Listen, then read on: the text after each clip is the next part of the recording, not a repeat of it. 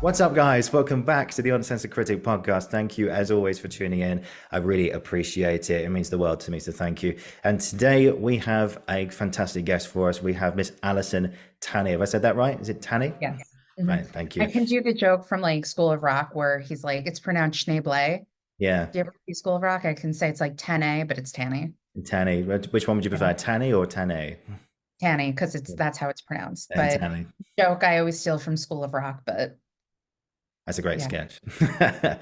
And Alison is behind the fantastic Theater Enthusiast Podcast, which is available on Apple and Spotify. Links down below in the description. Go check it out. Let's take a moment to introduce Alison. She joins me all the way from New York City, and she is also a New York resident in that she has a BFA in acting from Pace University. And since then, she's moved into the director's chair and producing alongside making her own podcast. During the pandemic, she directed 18 virtual plays with some well-known Broadway performers who have also been on her show.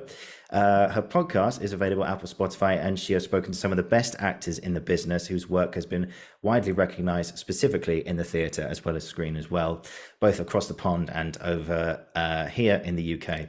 Her show combines her own passion for theatre and asks the questions of what happens behind the scenes and how do you prepare and what is your story. In her own words, we invite you to join her unraveling the layers of the captivating world behind the curtain. The Theater Enthusiast Podcast is a must listen for those eager to discover the untold stories and diverse roles that breathe life into theatrical performances. And that's just a small slice of the amazing life experience that Alison has.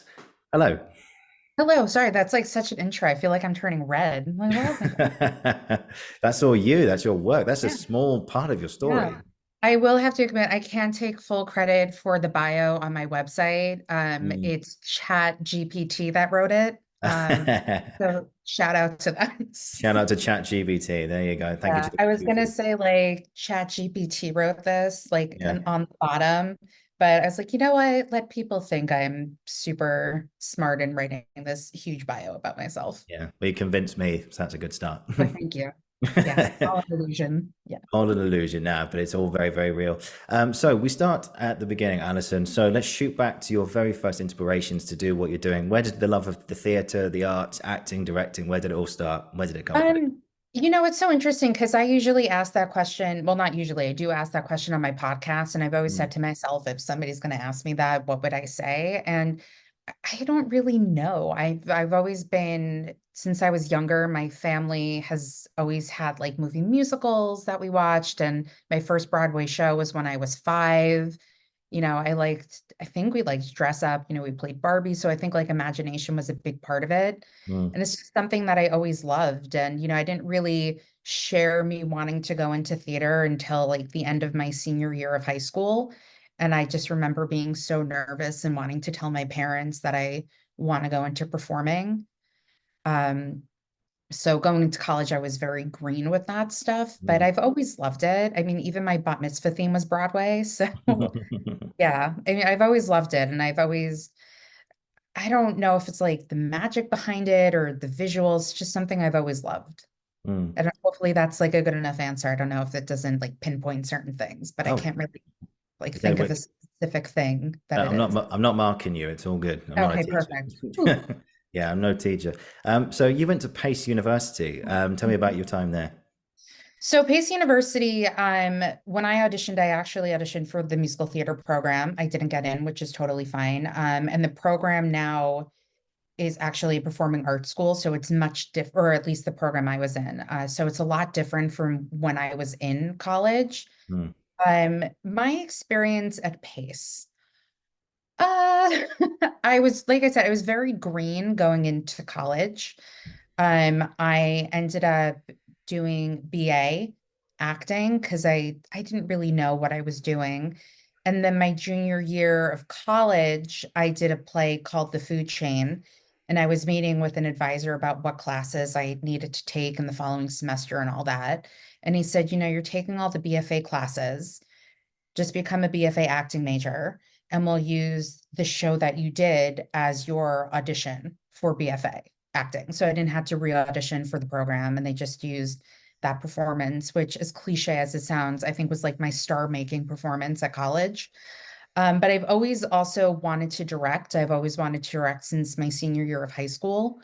But cut to my senior year of college, it was very rough. I had a very rough time, Mm. probably the end of junior year, leading into senior year and all of senior year because of classmates and because of that stupid politics with stuff. So it was pretty rough my senior year. And I was fortunate enough to direct a play which I wanted to do, and I directed a production of How I Learned to Drive.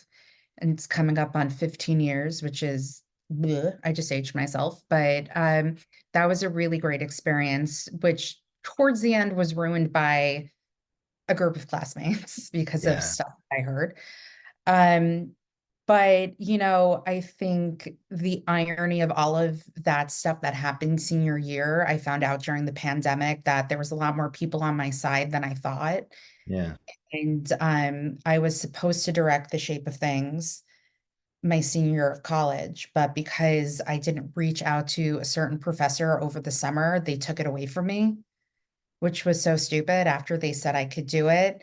yeah. And I now have a working relationship with Neil LaBute. So if you were to tell me that like 22-year-old me years later can just email Neil LaBute and say, hi, just wanted to see how you were doing, blah, blah, blah, like, or at least even have him on my podcast and like during the pandemic work with him a bunch and even get to direct a virtual play reading of one of his new works that hasn't really been seen by anybody. Mm. Like, yeah, I would have been like, you lie. So yeah, Yeah. yeah. But Um, yeah, those classmates don't know what they did. They don't know what they've no, lost. they don't. I mean, I like to think karma happens sometimes, and I don't Oh, really talk to them. And, years, I don't like talking about my senior year of college because I still get a little angry. I yeah, don't know if you can tell how tense I'm getting. Um, but yeah, it wasn't a fun time for me, my senior year of yeah. college. I'm like, you're not alone in those experiences. Don't you worry. Yeah. And it's so funny too, because the summer I graduated, so I was also a dual major. I have a BA in communications. So I was BFA acting, BA communications. And because I Mm, was a double major, I had to take summer classes. So the summer going to my senior year, I opted not to take classes because I didn't think I was going to need it. So I interned at an off Broadway theater. mhm, And so the summer, I didn't graduate until August because that year I was taking classes, but I was also interning at a advertising agency. mhm, I know my life is crazy. So it was so funny being in like a different environment because I didn't think of like my body weight. I didn't think of certain insecurities that I had that I would have if I was a theater major mhm, in college. And then cut to like a few years ago, maybe like a year or two ago, I saw a play called Mac Bitches, which I actually had the director and one of the performers on my podcast. wow. And it was about this cast list of Macbeth coming out and these seniors having a get together with this girl who got cast as Lady Macbeth. And I was just sitting there getting like so traumatized about like, oh my God, it like brought me back to college. It was crazy, Yeah. but it was great. And I even told them, I'm like, I just want to thank you guys for bringing up trauma I had in college for like what it's like when you're in college and all that stuff, because when you're in college, you think getting casting something is the most important thing. And you think like getting this done is the most important thing. And that's the most important thing. And it's not, but you don't know any different because that's the environment that you're in. Mm. So yeah, Yeah, and you mentioned there about how sometimes we can just get caught up in stuff, and I think, yeah, having been to drama school a couple of years ago, you get caught up in, I don't know if this resonates, but you don't have, sometimes you don't have time for like the imposter syndrome. You don't have time for any of that stuff because you're just yeah, so busy. You just got to keep going and going and going and going and going, and then suddenly when it stops, and then you have time to sort of sit back and reflect on it, and you're like, yeah, and then suddenly all these things come up and you're going, oh my god, yeah. But somehow theater has a way of doing that, or like you said, collaborating with people or yeah, doing something in marketing has that way of yeah. bringing it all out. Does that make sense? Yeah, no, for sure. I mean, like I said, it was mostly like the insecurity, and it was just like really toxic with because our senior class was very divided. There Mm, was a lot of shit that went down. And yeah, I think I was on like the nice people side group that didn't cause the drama. But there yeah, was just like a lot of politics and toxicity and all of yeah. this stuff that went down senior year with the Big graduating egos and acting stuff. class. Yeah. Yeah. And like them bitching about like the musical theater classes, like the musical theater group. And I was like, I'm friends with people who are like one of my best friends was a musical theater major. Like it's not a thing. Like that's all in your head. I mean, I had more like freshman musical theater friends than I did like senior acting friends, Mm. so that's anyway, enough about my experience in college. Anyway, you survived. You Yeah, I survived. survived. Now, we've all had those bad experiences, but at the end of the day, it helps you to become stronger. My Yeah. second year of university was really tough, and just yeah, everything about it, bad tutors, bad people, just everything. Mhm. The course was complete nonsense. It was just absolutely awful. But just anyway, I survived it. I survived. Yeah. We are I here to think, tell the yeah, tale. sorry, I didn't mean to talk over you. No, it's okay. No, I Yeah. just finishing that. Yeah, what were you saying? Yeah. I'd be very curious to know what it would be like in that program now. Like I said, it's completely different from when I was in college because it's its own performing arts school. And my friends and I joke how, or at least my friend who went to Pace when I did, we're like, we wouldn't be able to get into this program now. Like, there's no way that No. we could. I mean, I can't dance. I mean, I can dance around my apartment, but if you give me like a choreographed dance, it's not happening. Yeah. Can't time step. I worked at a dance studio for a year. I had like 5-year-olds trying to teach me how to do it. No idea how to do a time step. Um, yeah. So I'm curious to know what it would be like now if I were to like if I was younger and auditioning for the program to see what it would be like. Yeah, because things change, Yeah. and all these times. I can't think about auditioning again now. Well, I suppose I can, but it's weird being on the other side of that now. It's like Yeah. you've been there, you've done that. You don't have to worry about Mhm. searching for monologues or searching for a song or anything like that. It Yeah. feels weird. But the other Yeah. side, I'm grateful for it though. Don't get me wrong, but yeah, Excuse me. Yeah, that's no, great. I've never been good at auditioning, but like if you give me a role, like Mm, if you cast me in something, I will murder it. Like I'm so good once you give me something to do. yeah. Like I'm very great at direction, all that stuff. Like you say jump, I say how high. Like I'm great with that. I will kill a role if you give it to me. Auditioning, terrible. So bad. Yeah. Like I was shocked when I got that play like my junior year, but I found like the perfect monologue for it. And then I was like pre-cast in a show I did senior year, which I clearly was great at. But um yeah. Yeah. It worked. It Yeah, worked. it did work. It did Yeah, work. absolutely. So what does theatre mean to you? Because like I can feel just like your passion Yeah. for this and everything, and having listened to your show as well, that theatre is a big thing in your life, and it's a big love of yours. So what is it you love about theatre?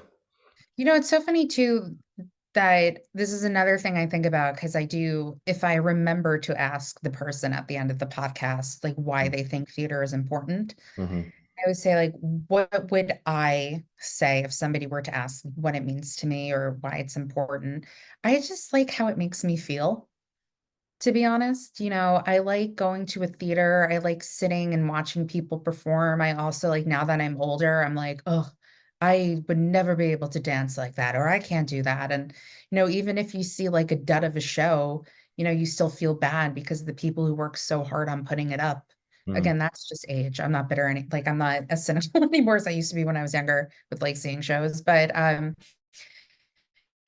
no, I just like how it makes me feel. And I just love it. I can't really explain it. And I just love it. And it's always something that brought me joy. And it's always something I love doing. And, it's so funny to me too that people think I'm always seeing shows and I'm always doing this. I'm really not. It's just something that I'm so passionate about and I love so much. And I just have a lot of knowledge about that people think I'm constantly seeing shows, but I just have a lot of knowledge about it. And like I said, something I enjoy. And I have a very big entertainment knowledge base. So I know who people are, I know what they're performing in, I know what they have performed in. So, yeah. Mm. What's like a fact that you're most proud of to know, like the best Yeah. theatre fact that you have? I mean, there are people out there who know a lot more than I do. I'm prefacing by saying that. Yeah.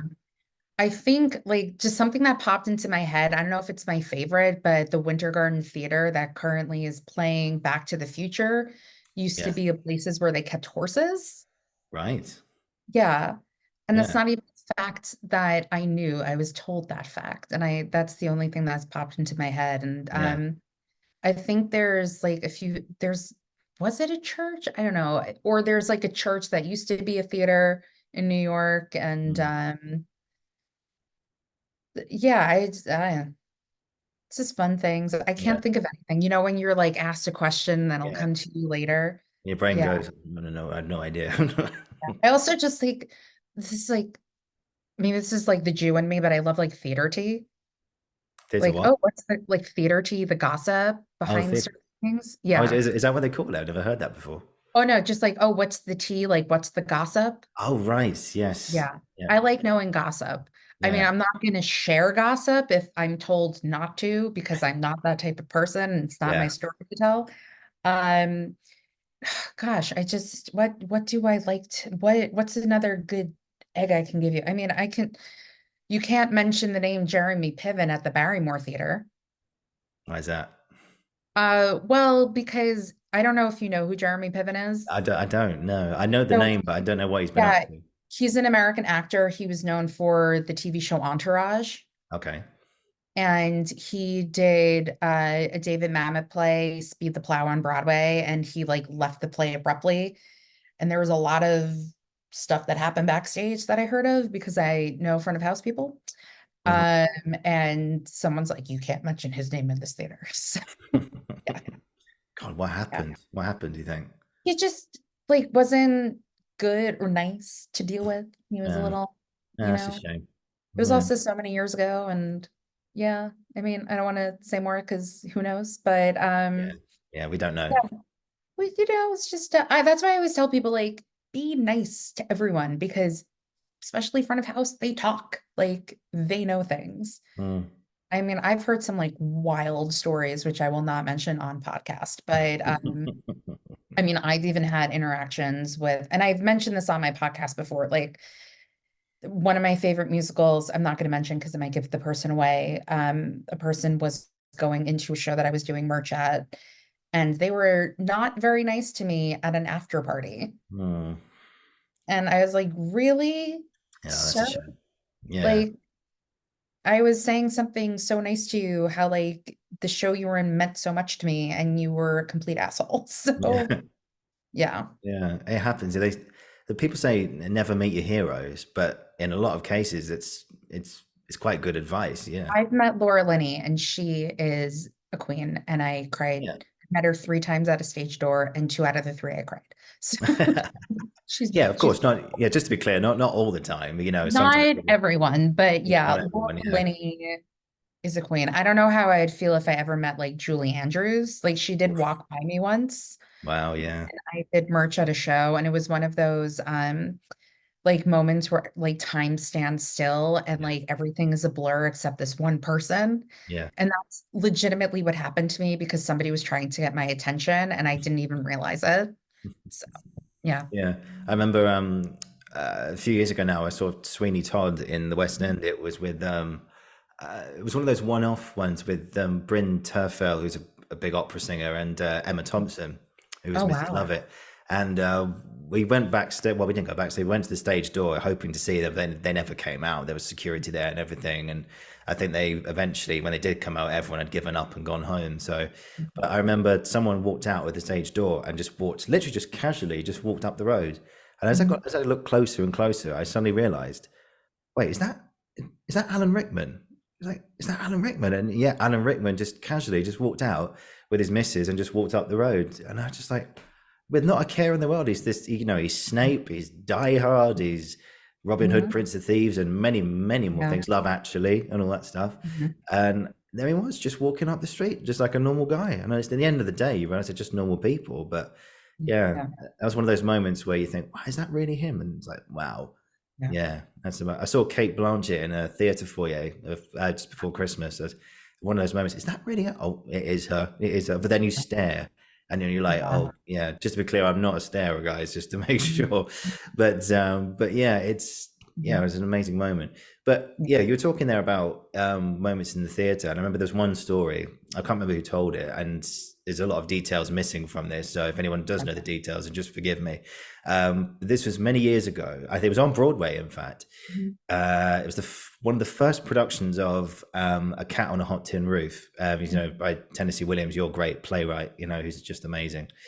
Um, and there was I can't remember who was playing it, but this actress was doing her thing, and a noise starts to come out from the auditorium, and it wasn't a human noise, and it wasn't a human trying to make a non-human noise. It was just this murmur, and it didn't sound like it was another person doing it, and it happened, and it kept going on and on and on throughout the whole first act. But she held it to the actress. She held it together. She got to the interval. The curtain comes down, and she goes, "Okay, whoever the fuck is making that fucking noise, send Mhm. them home." Mhm. And then they found what the noise was, and they got rid of this person. But then the next day, she gets a letter in her dressing room, and she opens it up, and the letter goes, "I came to the theatre yesterday. I'm blind. And the only time my dog makes that noise is when there's a cat in the room." And I thought, if that's not a compliment on her acting, I don't know what is. So, That's really interesting. Wow. yeah, I was like, That's pretty wow. funny. No. But what did she do? What was her acting technique? Was it Meisner? Was it just, I don't know. I mean, Margot Robbie does an acting technique. I don't know what it is. I also like was never into the acting techniques, even in college. Like I didn't take it seriously. Like my freshman year, we had to pretend to be an animal, and I just like, this is stupid. Like that's my head was like, this is dumb. yeah, Uh, but Margot Robbie picks an animal for like it was her animal character. studies. Yeah, Yeah. So people do that. I mean, to each its own, whatever works for, whomever. But, cat on a hot tin roof, maybe she was cat-like. So, yeah. But for yeah, a dog to recognize feline qualities in a human being, I mean, yeah, it's got to be some hell of a performance. That's fantastic. yeah. So that brings me on to a sort of question I thought about, because you're into theatre and all that. I know you've just mentioned there the acting, theories and techniques. That's not really your thing. But do you know that these theatre practitioners, the Stanislavskis, the Artos, the Bertolt Brechts, the Grotowskis, etc., any of them sort of struck a chord with you? Do you have a favorite? Not really. I'm trying to remember who we like had to read about in college, and I can't remember. Hmm. I haven't really acted since college because after college, I just started working to make money. And, my joke is like, oh, I have a BFA in acting, but I act like I like people.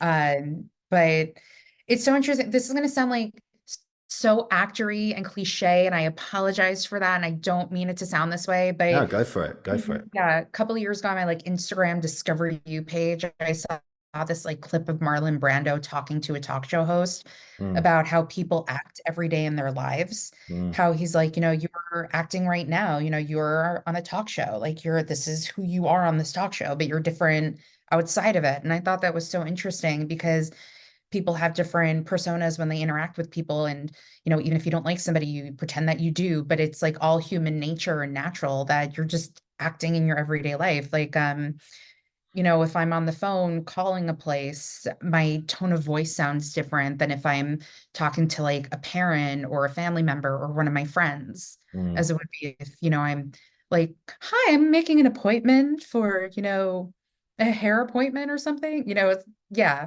So I just think that's interesting that Mm. everybody has different, and that's also true. I'm sure that talk show hosts have different person. I mean, not Seth Meyers. I say this because I love him and I've met him and he is everything.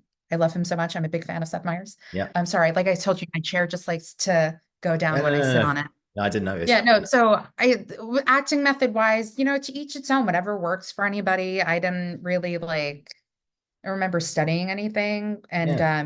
when I did that play my junior year, I was like, I'm modeling this after my grandmother. And I don't think I really did. It was like a 6-year-old Jewish woman from Long Island, which I'm like, oh, this is going to be me in like 50 years. So like, it wasn't Yeah. not hard to do. Yeah, just like the criteria boxes, like the marks you get at university and school. You just say that, just tick that box, and just get the hell Yeah. out of there. You know what I mean? Yeah, I think like it was just basic.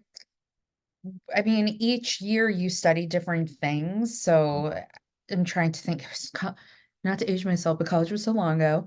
No, I just didn't really like, there wasn't really like any method I remember like Mm, studying. You hear people like Stanislavski and Adler and all this. I'm like, I don't remember like doing any of that stuff. And again, like, I'm sure that if I took acting classes or if I work, took acting classes in a studio and I felt a certain way about something would be different. But for me, not really. I mm, mean, yeah. yeah, I think, like clothing, when I directed my senior year, I was like, clothing helps. At least it helped me if I was in a costume, figure like just naturally mannerisms would come out when I'm doing lines and stuff. Mm, So when I directed, I told people like bring in a costume piece when you're rehearsing to see if that helps you with your character and blah, blah, blah, blah, blah. So yeah. yeah. And I had Ayla Morian on the show, who's an actor over there in the Mhm. States. He talks a lot about Stanislavski and Adler and how basically the method is been distorted. It's not living in the jungle for 6 months. It's not walking Yeah. around New York with a, Daniel Day-Lewis walked around New York with a big hat of Bill the Butcher for 6 months Yeah. or something like that. But, Yeah. it's not that. It's actually using stuff, it is using stuff from your own life, but obviously using them in a way that's safer and more relaxed rather than this high extreme. If I said, right, your next role is to be a heroin addict, okay, and then don't go away and stick needles in your arm, because that's not how it's Yeah. done. You'll hurt yourself. But find ways of, sort of about identifying those feelings, like Yeah. what pushed them to that point, and Yeah. what's something from your life, if you choose to use that, Mhm. that helped you feel that way without actually doing that thing. Hopefully, Yeah. I'm getting that right. I might get a message from him tomorrow going, "No, Wally, that's not right."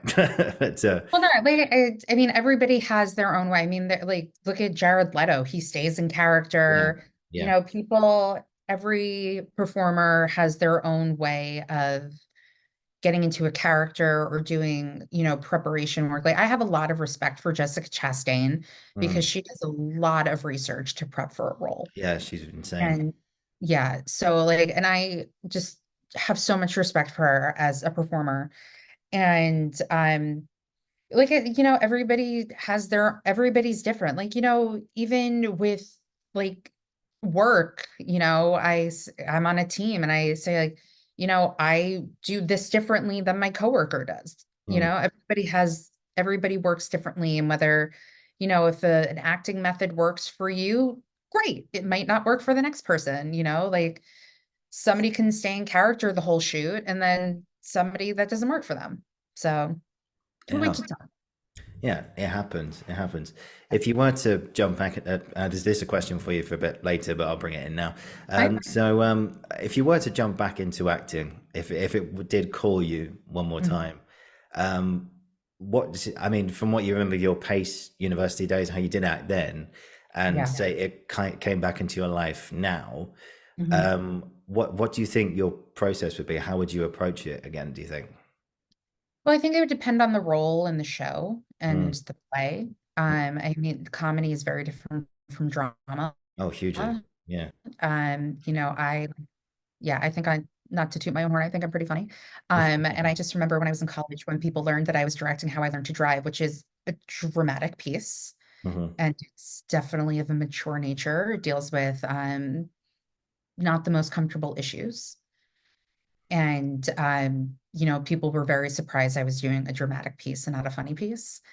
But I don't know, it really depends on the role and what the director wants. And Yeah. I was also told by a certain person when I was in college, a certain professor, that I wasn't going to get cast until I was older. Yeah, which is terrible to tell people. Yeah. Um, but it's so funny because I even say to myself now, I was like, I don't even know if I'd be good at acting now.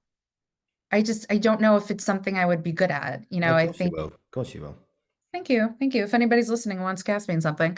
Oh yeah. Uh, The yeah, headshot, the headshots on the thumbnail, guys. Check it out. yeah. Yeah, I actually got those headshots done over the summer because I needed a new photo for LinkedIn. So let's do headshots. Yeah. Uh, yeah, I don't know. Like I said, I think it would just depend on the role in the play, and if it was a dramatic role and if it was a comedic role, and I think it just depends. Yeah, that's quite interesting. How do you, because directing comedies like or writing comedy is in my head anyway seems to be really really tricky because I can't tell you how many times I've been out with people and thought of something in my head. I'm thinking, oh, this is going to be absolutely hilarious. They're actually going to love it, and then I say it, and it goes down quicker than the heaviest lead balloon you've ever seen in your life, Yeah. and you're just going, get the hell out of here. Whereas other times I'll say something and then people will find it funny, but I'm thinking, but that's not funny. So, but other people are like, yeah, that is funny, but I don't know. But it's like, how do you go about directing comedy when the script, in a way, I suppose, expects laughs. Like to drop a certain line at that moment is going to get the best reaction, the best laugh. I mean, Mhm. what was your process of approaching comedy specifically? So, I mean, I didn't really start directing stuff. Like I've always wanted to do it. And I think my junior year, I directed a comedy for like a one act directing festival show that we did. So that was an experience too. Um, Not a great one. And because I didn't know what I was doing. Somebody told me I was like a Nazi dictator, but I was like, I'm literally doing what our professor told us to do in the directing class. Like he said, if the actors have questions for the playwright, have them tell you the questions, and then you ask the playwright. Don't have the actors go to the playwright. Mm, So that's what I told them. And I'm very like specific with certain things that I wanted and blah blah blah. But that was also like 2021 when I was doing that. Like I didn't know yeah. what I was doing. But during the pandemic is when I directed a lot of shows. And I think a majority of them that I directed were more dramatic than anything. But I do remember directing a production of Teresa Rebeck's The Understudy, which is a comedy. Hmm. It's very different doing virtual than stage. And the actors I had were fucking fantastic. And I think coming from an acting background, you just kind of let the actors do what they do and let the words speak for themselves. Because if you have a good script and you have like an actor who knows what they're doing, it Mm, will fall into place. At least that's what I think. yeah. And I was very fortunate enough to direct like a lot of really great plays. Mm, And I even remember saying to an actor, again, this is like years ago, when I was in college, just because we are laughing in the rehearsal room and we find this moment funny mm, does not mean when you're performing it in front of an audience, they are going to find it funny. mm. Because it's different when you're in the rehearsal room with people you're comfortable with and that you're used to you and your humor. And it's different when you're performing it in front of an audience and a joke might not land. Yeah. I will say though, when I did that play junior year, I knew how to land a joke. And the director was like, don't land the jokes. Like, don't play the joke. I played it and I got a laugh because I knew I can get away with it. Yeah. Yeah. I feel like some people can't, but I was like pretty confident I can get this joke. And I did. And it was great. Great. But yeah, like I said, I think you have to trust the actor because, the people I worked with knew what they were doing. And if you have a good script, everything is there. Mm. And so in terms of getting laughs and everything, was there for a moment that happened on stage where you said something and you were that line suddenly got a huge laugh or anything like that? Did anything like that happen? Like the unexpected laughter that happens? No, No, no. Okay. no, No, it's all good. no, No, everything no. happened according to plan. Yeah, pretty much. Like I haven't like acted since college, so like now it's like all coming back to me. I remember I did a scene from Doubt with someone, and the scene was like the confrontation scene between the nun and the priest, whose names I can't think of. And ironically, it's like coming back to Broadway, Hmm. of Schreiber and Tyne Daly, and I'm just, oh, I need to get a ticket for it like Yeah, yesterday.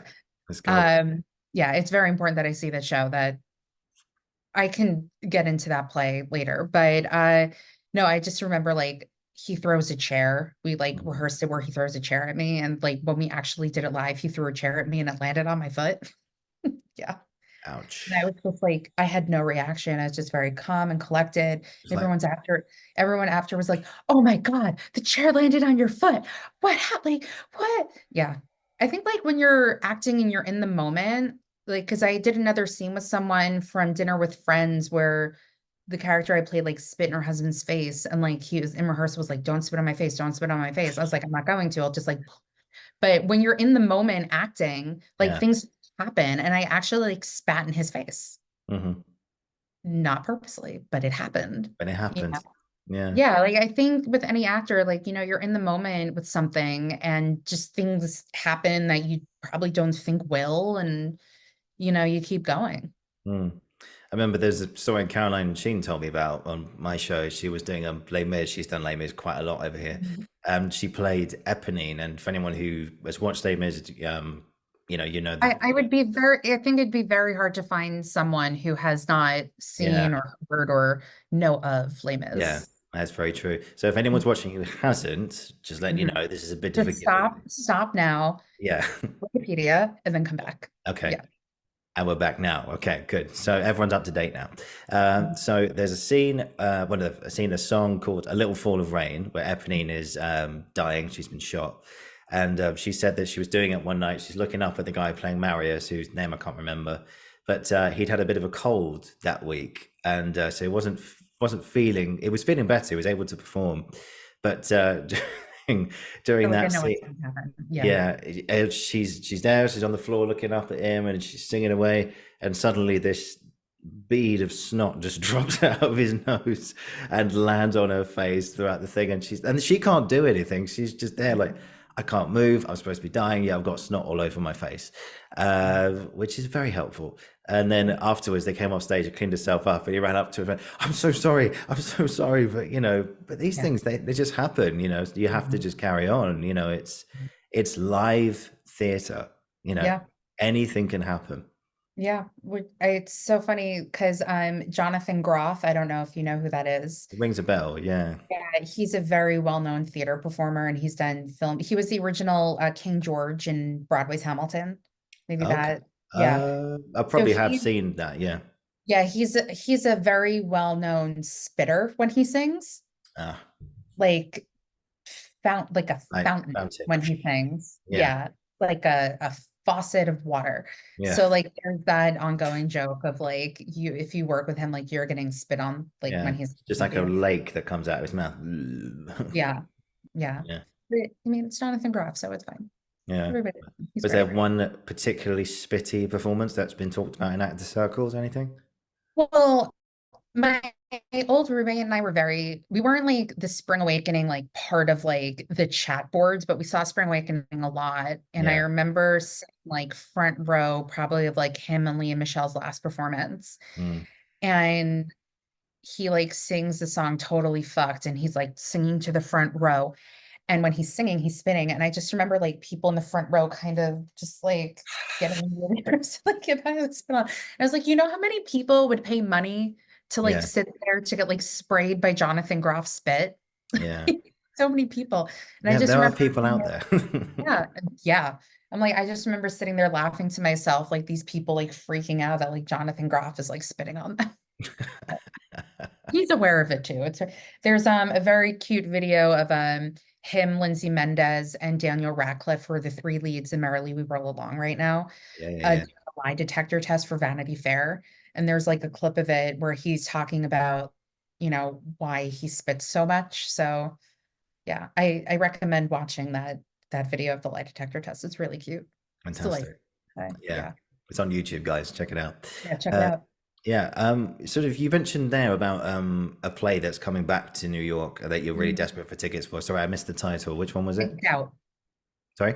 It's a play called Doubt by Doubt. John Patrick Stanley. Okay, cool. I think that kind of ties into a question I wanted to ask because you're in the director sort of chair now and have that director's vision. If there Yeah. was a play for you that you would like to direct, would that be one of them? No. I mean, No. it was definitely a discussion when we were trying to figure out what play readings to do. Mm. But my dream play still to this day to direct a stage production of, and it was the first virtual play reading I got to do, is The Shape of Things by Neil LaBute. Hmm. I've mentioned it many times on my podcast that I want to direct a stage production of it. I already have the cast in my head. I very, very much would love to do a stage production of that in New York Yeah, somewhere. yeah. Yeah, That would. it's not if, it's a matter of when it will happen. Mm, Like that's putting it out into the universe and it's going to happen. I just don't know when, but it yeah, will. That yeah. is, yeah. I don't know the play. Tell me about it, and what would you like to do with it?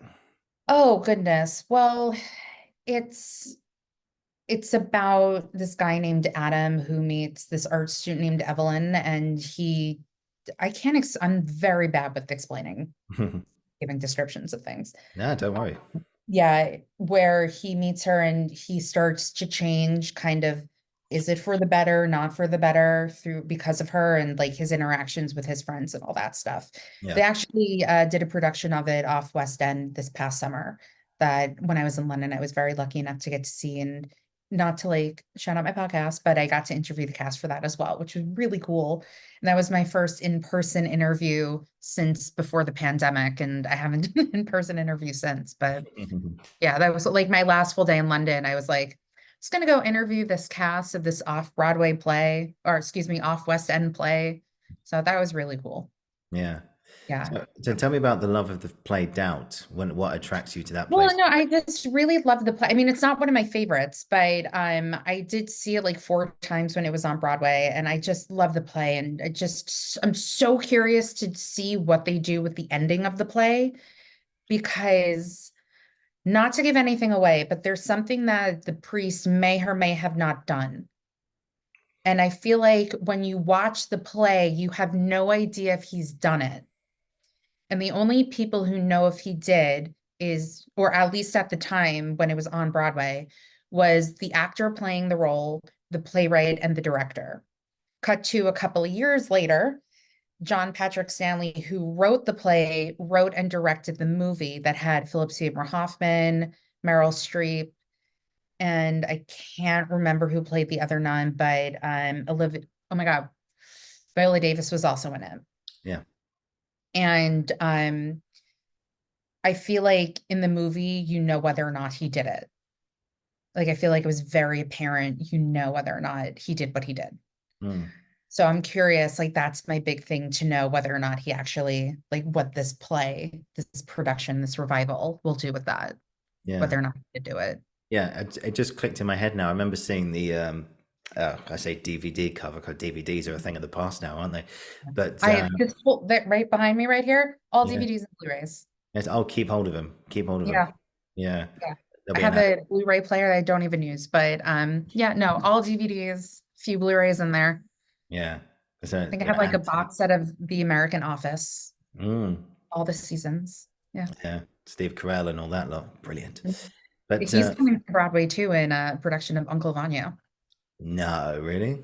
Yeah, I'm actually I'm a huge fan of The Office. It's like my happy, Yeah. like it's my show. But I'm actually more excited about Alfred Molina going into the play than Steve Yeah. Carell. Well, hey, But sometimes it's different. Yeah. yeah. We've Anyway, got, you're saying DVD cover. yeah. Uh, I remember the DVD cover now of Meryl Streep and Philip Seymour Hoffman and Doubt. There yeah. you go. That just clicked in my It's head really now. gonna bother me like who played the other nun. I'll figure it out. It'll Yeah. come to me. Have you seen both? You've seen the film and you've seen the play? Well, yeah, I saw the original production, but I didn't see the original cast. I saw Yeah. the 3 replacements. So it was Elaine Atkins, who's a British actress, Yeah. Jenna Malone, and an actor named Ron Eldard. If anybody's listening, can you like let me know what happened to Ron Eldard? Because I sometimes say that to myself. I'm like, Hmm. what happened to Ron Eldard? Like he's nobody, I don't know what happened to him. He was Well, a we don't wonderful want. actor. Why is it he But didn't work after that or something? no, he like yeah, but he hasn't, I at least hasn't worked in many years that Mm. I know of, at least. Yeah, I Yeah. know. It's been bothering me. And if I had like X or Twitter or whatever, I would put it out there, but I don't. Yeah. But okay, that's our task. Let's we'll put it in the comments below. If anyone knows Yeah, what anything, happened to Ron Eldard, an American actor who UK people probably have no idea who he is, which yeah, is fine. Yeah. If anyone finds a good article, you just send us a link. I'll send it over. So that's it. Perfect. You That's have your my task. email. That's your Yeah. task, guys. Brilliant.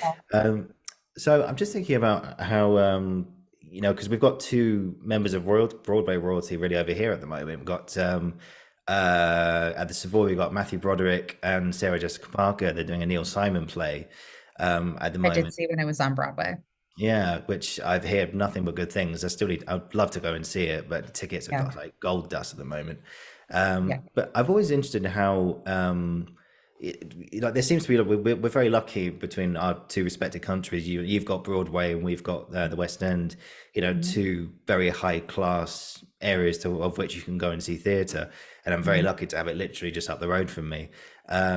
Which is great. So like, what's been like your experience? Because I've only done one Broadway show actually, and which was Oh, amazing. what Uh, show I was s- it? I saw a musical called Memphis. This was about 10, well, probably longer than that, probably about Yeah. 12 years ago, Mhm.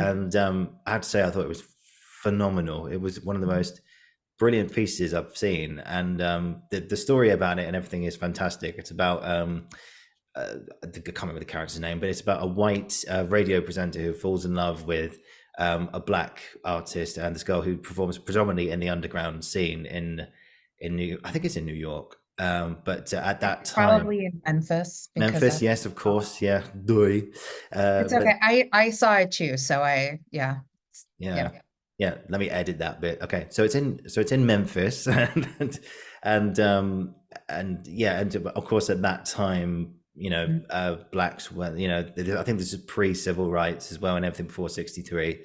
And you just sat there and you watched this love story unfold. I won't give it away, but it's a Yeah. beautiful show, beautiful music. The actors were fantastic. Mhm.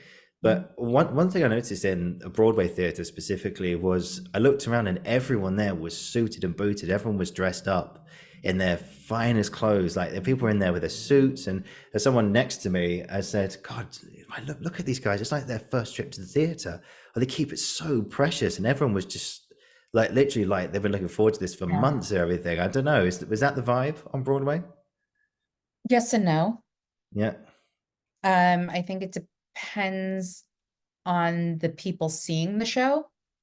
Um, in my hospitality experience working at hotels, I noticed that a lot of out-of-towners would like dress up to see a show. Like Mm, me, I personally will not wear an athletic sneaker to a theater. yeah. Maybe I'll wear like a fashion sneaker Yeah. or something. But listen, I have seen doing merch every style of dress at a theater.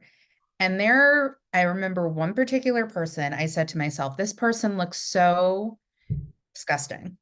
And I say that because, and I know that's like really cruel, but they were in like sweatpants and a shirt and their stomach was hanging out. And Right. in my mind, I remember it being like a sandal that they were wearing, but I could be wrong. Yeah. Like, and when I worked, as a concierge, people would ask, like, what do you wear to a show? It's like, just don't wear like ripped pants and like Yeah. sneakers, just look nice, you know? So I always try to look somewhat decent when I'm seeing a show, like maybe a nice boot with like fancy leggings and a sweater. Like I don't put on an evening gown to see a show. And I think, it's a lot different from when it was back in the day. Mm, Um, yeah, I think it depends on the audience seeing the show. yeah. And funny enough, I was just thinking about how because there's articles over here and there's a website and it was a paper, but now it's a website. It's called The Stage. Have you read The Stage? It sounds familiar. Yeah. So there was an article in there. It's been sort of done the rounds a few times Mhm. about audience members causing trouble or audience members being disrespectful to not only the actors but to other audience Oh, members. we can get into this. Like, I have a huge pet peeve about that. oh no, let's get into it then. This is great. So things like the phone ringing, people checking their phones, loud snacks with sweet wrappers or, as you say, candy wrappers that make that really awkward noise. Mhm. I tell you what, I read something recently, with two things actually, Yeah. both of which are just bizarre because they're both in the theatre. One was which Andrew Scott played. I know who's on your mug, by the way, as the hot Oh priest. yeah. So for those who are like listening, watching, I drink Yeah, out of my hot priest mug for my podcast. So I figured I bring it out for you. there you go. Thank you so much. Of And course. He was doing Hamlet over here, and which was one of the highly rated Hamlets. Oh, is this the story where somebody brought out their A laptop? laptop, yeah, Yeah. yeah, on the front row as well. Yeah. And What's so, sorry to interrupt. Go ahead. no, no, no, go ahead. It's so funny because my first trip I took to London was 7 years ago for my boop boop birthday. Hmm. And they were doing that production of Hamlet. And that was like before Fleabag, before Bridgerton, Yeah, before like anything.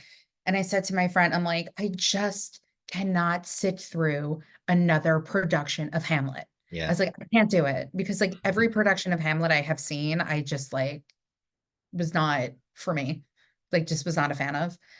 And cut to, I find out Andrew Scott is in it, Luke Thompson, Jessica Brown, whose last name I can't, Finley was in it. Juliet Stevens was in it, who Juliet has like one of Stevens, my favorite movie lines of all time from Bend It Like Beckham, yeah, where she just yells at her, like, get your lesbian feet out of my shoes. And I just think the line delivery of that is perfect. That's why it's one of my favorite movie quotes. But I'm like, if we knew then what we knew now, we would have maybe have seen it. But we saw yeah, another play, which was amazing. So yeah. yeah. Yeah, I But know the feeling because a lot of people go, "Oh, Hamlet," or the Scottish play, or what's another one, Twelfth Night, or another like Harold Pinter play or something, and people go, "Oh, please, not another one, please." yeah, it's so But interesting too. Yeah, I mean, it's sorry to talk over you. I no, tend no, to. no, keep going, keep going. No, it's so funny too with like all these revivals coming back. It's like, people are like, we don't need another revival of it. They did a revival of Glass Menagerie like 10 years ago. Mm, Maybe like a year or two later, they did another one, but like a yeah. different director. And I was like, this production of Glass Menagerie that they did that had Zachary Quinto, Cherry Jones, Celie Keenan Bolger, Brian J. Smith, directed by John Tiffany, was like the most magical, beautiful production of Glass Menagerie Mm, that I've possibly like have ever witnessed. And it was just beautiful. It was like, why do it again? But I mm, didn't see the last revival that they did because I was like, I don't want to see a revival of it because it's too soon. yeah. But no, I agree. It's like revive things that haven't been revived in a while. Like, you know, uh, even with they have Shakespeare in the Park here that they do every, well, not this year because they're renovating the theater and it's a very big thing in New York. It's at the Delacorte Theater in Central Park. It's free Shakespeare, and their last production they did was Hamlet. And I feel like, can't you do something else? You Yeah. know, and I saw it. It was the best production of Hamlet I've seen. But I did say to my friend at one point towards the end of the show, I'm like, the show needs to end. Like, it's too long. Like, I need to go to bed. Yeah. But Hamlet is known to be one of his longer pieces of I think work. it is. I think it is his longest piece. It's four Yeah, hours from top to bottom. yeah. Four And I hours. Yeah. just, and when I started in high school, I just remembered loving Hamlet. But yeah, I don't know. I think maybe because we're so used to certain Shakespeare shows being like so well known in the zeitgeist, and even if I haven't seen them, it's like, oh, I don't need to see Romeo and Juliet again. I already know it. Mm. Yeah, Yeah. it's definitely on repeat. We've got two new productions have just been announced here actually. Both within we've got two Oedipuses within 4 months of each other. Oedipus, is that a title of a play? Oedipus, yeah, Oedipus Rex. Oh. Yeah, Oh, okay. yeah, the I Greek don't know. tragedy. Okay. Yeah. Yeah. I don't know the Greek stuff as well as the Shakespeare stuff, but yeah, well, I mean, it's also because that's free to do. You Yeah, know, it's because classics are free. Yeah. yeah. So that's people want to do it and they do it. I will say, like when I was directing over the pandemic, one of the plays that I did was the Glass Menagerie. That was the second one I did. Mm. Freaked me the fuck out. I was like, why and how are why? But it worked out. It was a very good reading. But Yeah. yeah, that was a monster. And I was very, speaking of acting, I like even I don't know if you get this too, but do you ever get like super nervous before you interview somebody and you can't remember how to interview people? Uh, I mean, I suppose yeah, there is a bit of nerves. I think I'm used to it now because Yeah, I make sure my prep's done and I know what I want to yeah, say. But I suppose yeah, just before we start, there's a little bit of nerves. Yeah, yeah. yeah. Because I have to pretend that I'm not nervous when I'm talking to people that I'm interviewing. And definitely when I was directing, I had to pretend that I wasn't intimidated by certain people I was directing. Mm. it was virtual, and I had to pretend like I knew what I was talking about, which I think was like, I knew what I was talking about, but I think I had to pretend that I was very confident in that. Yeah. It's like, it's what actors is what we do. We like, Yeah. yeah, there's a Freddie Mercury line. Inside, my heart's breaking, my makeup may be flaking, but my smile still stays on. So, Yeah. yeah. What were we talking about? We were talking about audience etiquette. Yes, audience etiquette. Yeah. So that was the first one, the laptop coming out. In fact, there's another one. I'll just tell you two more really Oh, quickly. okay. I was lucky enough to see Andrew Scott actually doing a monologue. It was called Sea Wall. I'm not sure if that rings a bell. Yeah. Was it Seawall of Life or was it just Seawall? Just Sea Wall. It was written by Simon Stevens. It's a one man show and it's just half an hour. It's very quick, very Yeah. succinct. But my word is it cover a lot in half an hour. It's a brilliant, brilliant piece. Yeah. They should They make did it a available production. online. Sorry. Sorry, I just wanted, they did a Broadway production of Seawall of Life in New York a couple of years ago. It was Okay. off Broadway, and he brought it to Broadway with Jake Gyllenhaal and Jim Sturgis. Okay. Yeah, that's And a I different think, play. That's a different play altogether. yeah, I think Yeah. Seawall was Jim Sturgis. It was about his daughter. Yeah, they went to France. Yeah. Yeah, that was Jim Sturgis who did that one. Yeah. And then the second part was Jake Gyllenhaal's monologue. Okay. All right. Oh, I didn't realize it was two monologues. So yes, that's what I'm talking about. Yeah, thank you for Yeah. that. So I was watching it just about 10 minutes in, completely captivated by Andrew. I think it is available online, but it was a studio version which they did years ago when they first wrote it. So that version in the old Vic sadly isn't available, but I hope Yeah. one day it will be. And Andrew's there, is doing his thing, and someone's phone starts ringing about 3 or 4 rows back from me. And Andrew actually, he was brilliant. He didn't like lose his temper. He didn't get irate, like, "Well, you turn your phone off." He was very brilliant. He just stopped. He's had his hands up like this, and he just paused and just waited and waited. And this phone kept ringing and ringing and ringing until eventually it stopped. And then he just there was a look in his face like, "Okay, you done now? Okay, well, I can carry on." But he wasn't mean or anything, but he thought, "No, I'm not gonna try and speak over you. I'm just gonna Yeah. wait." And then another one was, which I read in the stage article, was there was someone in the stalls was sitting like right next to the stage. I think down sort of, we call it stage right, but they're like sort of the left side of the auditorium, like right next to the stage. We call it that here too, don't worry. Oh yeah, no, yeah, don't worry. I know you call it that. Yeah. But there was a prop plug socket on the stage. Right. It's just literally bits of material put together to look like a plug socket. Someone in the middle of the play thought, "Oh, my phone needs charging," gets up on stage, plugs their phone in during a performance. And I'm thinking, well, if that actually happened, which I'm sure it did, that what goes through somebody's mind to think that is an okay thing to do? And during a show, B, to actors trying to perform and say, "Oh, it's just, there's some weird people out there, audience etiquette and all that." I'd love to hear your stories. What's happened to you? Well, it's so funny you mentioned the plug thing. I was not here for this, but I didn't see the show when this happened. But there was video pre-show of this play that they did called Hand to God. Mm-hmm. And there was somebody who, before the show, jumped on stage to plug in his cell phone. Yeah. Excuse me. I mean, you hear wild stories, and because again, like working in front of house, you hear things like I think Paul Rudd talked about it on a talk show. He was doing a play on Broadway called Grace with Ed Asner, Michael Shannon, and an actress whose name I can't remember. Yeah. And somebody from the mezzanine got sick and threw up into the orchestra. Wow. Yeah. And he said, like, Michael Shannon looked out into the audience and it was like fear of death. But yeah, no, for me though, it's like I'm very attuned to, like, if I see a cell phone next to me, in front of me, peripheral vision, turn off your fucking cell phone. Don't look at it during the show. It is Yeah. distracting Yeah. to me. Yeah. Like being selfish. I can't stand it. Like, turn off your effing phone. What's funny was when I first saw Take Me Out, the revival, they brought it back to Broadway like after the pandemic or whatever, like 2.0 version. Yeah. And I was lucky enough to actually interview one of the actors after that production was over. He was a replacement for one of the lead roles. And I interviewed him after the show closed. But the first time I saw it, when he wasn't in it, was somebody else. They had these bags called yonder bags because there's male nudity in the show. Right. And so they lock everybody's phone in this bag. Yeah. So you don't Yeah. have access to it. And I was sitting next to this woman and she was like, I think it really dumbs down the audience that they have to use these yonder bags, that they don't trust us to turn off their phones. And I was saying to myself, Well, people are not going to turn off their phones. no, they don't trust you. They don't trust No, you to do people that. don't do that. They have those like cameras in the eyeglasses now that, Yeah. that how do you think bootlegs exists in the world? Like I mean, I do have a couple of bootlegs, but I don't know where they are, but they do exist. They're around Uh, somewhere.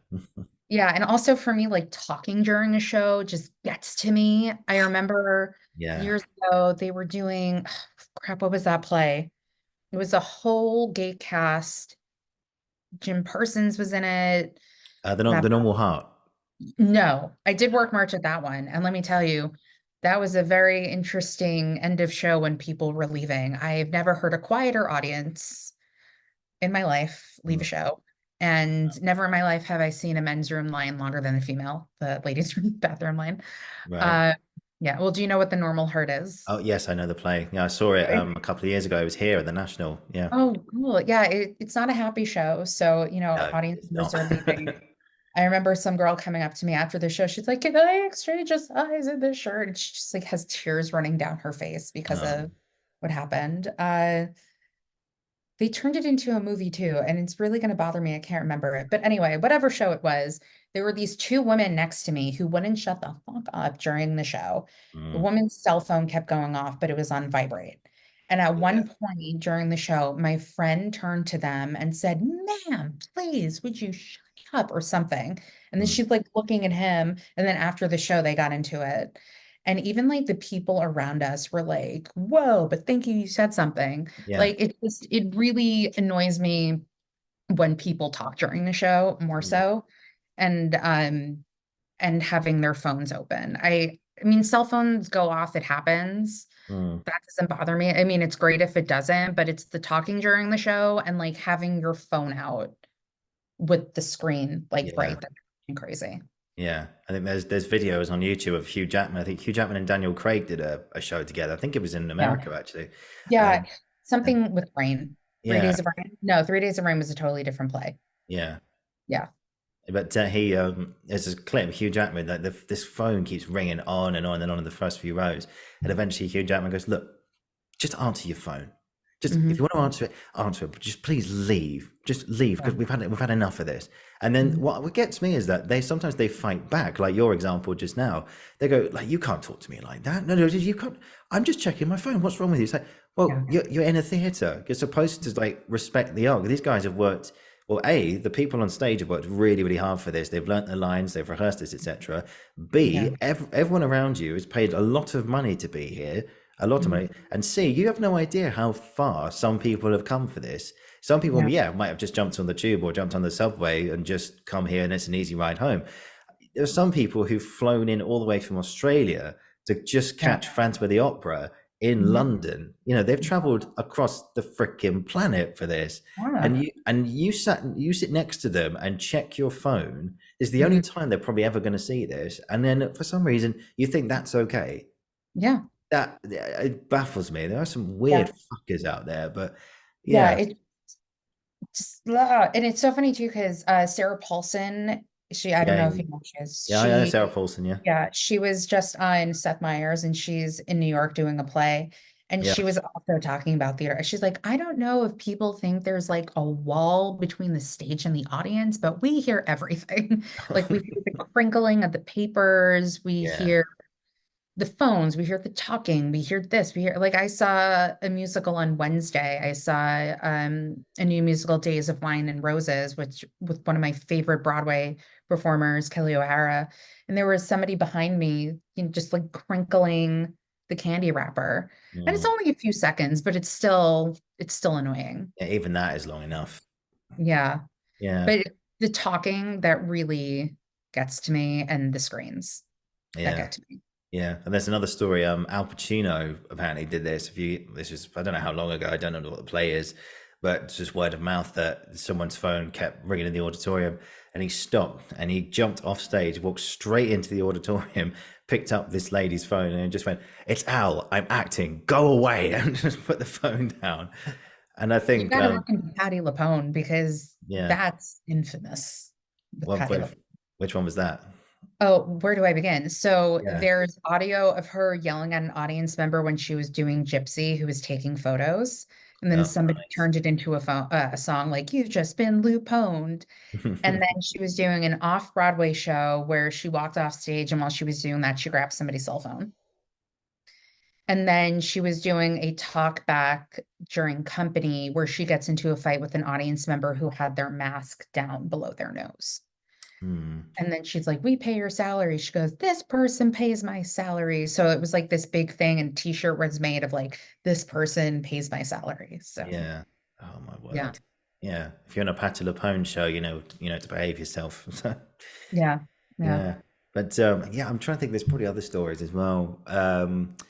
There's an actor called just named Richard Griffiths. Does that ring a bell to you guys at all? I am a very big fan of the History Boys.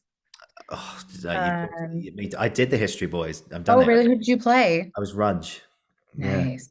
I loved that Russell play. Tovey. Yeah, Yeah. Russell Well, Tovey then why do originally. you think I like aim to get particular people?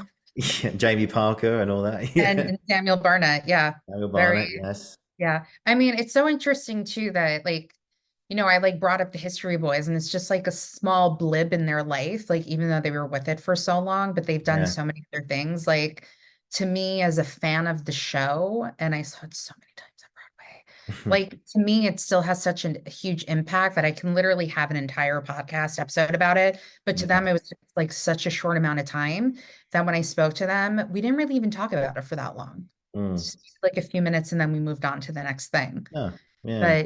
But yeah, I also did see Richard Griffiths also in Equus with Daniel Radcliffe. Yeah, that's something I wish I'd seen. I wish I'd Yeah, seen that. What was it like? it was really great. I maybe I didn't love one of the performers in the show, not to give anything away. But no, What I was their just name? You can reveal everything. I'm no, joking. I off podcast. Off podcast, yes. Off podcast. But no, I thought Daniel Radcliffe was great. Yeah. He's a very good performer. And I really like when people kind of like go outside what they're known for. And that's what, I'm sure performers want. Like he did a huge musical years later. He was in How to Succeed, like carrying the show. And now he's back on Broadway doing another musical, you Mm. know? Yeah, Yeah. but Equus was really great. Yeah, and Richard Griffiths, I think there's a story that he came and just spoke to the audience, I think, at the interval. Just walked down and said, "Look, if you continue behaving, I don't know what they were doing, but they were pissing him off, basically." He said, "Look, Mhm. if you continue doing this, we're not going to come out and do Act Two. So Yeah, you just pipe down because you've been annoying for the whole of the first half. Cut yeah, it out, basically." And I don't know all the details and everything. I just read it online somewhere. But yeah, but it looks like it got so bad, he had to come out and actually say to the audience, "We will stop the show if yeah, what you're doing carries mhm, on." And and yeah, that's power, I think. And yeah, some people have spoken out about you need to be a certain level of celebrity to do that. Like if you're not yeah, like in what a better yeah, phrase, well known or anything, then you almost say you don't have the power to stop doing that or anything. But I suppose anyone who's causing your show, no matter if you're Hamlet or Gertrude or just Rosencrantz and Guildenstern, you should have the power to say, look, what you're doing, just stop. I mean, it's a yeah. complicated thing, but where do you stand on that? I don't know. I mean, I haven't really been in a show where an actor or a performer or an actress or whomever has like stopped the show and been like, "Yo, like cut it out." I haven't experienced that before, so I can't really speak to that. I don't know how I would handle it. I mean, I think like they talk to stage management probably during the show, and they, communicate with the front of house from what I've been told. And Mm, I mean, because I've heard stories. I remember I saw Spring Awakening one of the many times, and there was a drunk audience member who kept going "Boo," like moaning throughout the show, and they like kicked him out. So yeah. yeah, I mean, I think they know. Yeah, I can't really speak to that. I don't know. I think it would Okay. just depend on how bad the audience is and Yeah. the theater and So I don't know. I've got another story for you. Actually, all Ooh, these things just keep jumping into my head. I saw I got stuff too. We should like go off on it. Yeah, yeah, then let's do it. Let's do it. So I saw Cyrano de Bergerac that was on Mhm. here a few years ago with James McAvoy. Oh, And nice.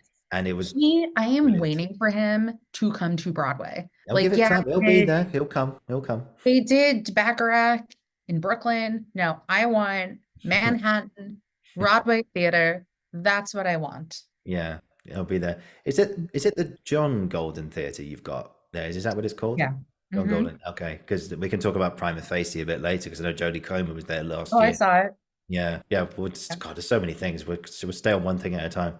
Yeah. But there's Dude, I get sidetracked on my podcast with people all the time. It's part of the no, but fun. it's great. No, I love it when you do that. It's good. What were we talking about? I've just We forgotten. were talking about seeing Uh, James McAvoy. James McAvoy, yes, very good. Yeah, so there was a bloke, sort of like two or three people down from me. We were sat on like the third row, Hmm. and really, really up close. And this guy over there was there with his wife, and his wife was very, very interested in this. She was there, like fully attentive. This guy couldn't have cared less one iota and kept falling asleep. And as a result, not only was it a quiet snooze, no, it wasn't that. This guy was snoring and snoring, and then luckily his wife kept waking him up. And I very nearly at the interval went to one of the ushers and just said, "Look, this guy, I've paid a lot of money to be here tonight, and he's ruining it. Yeah.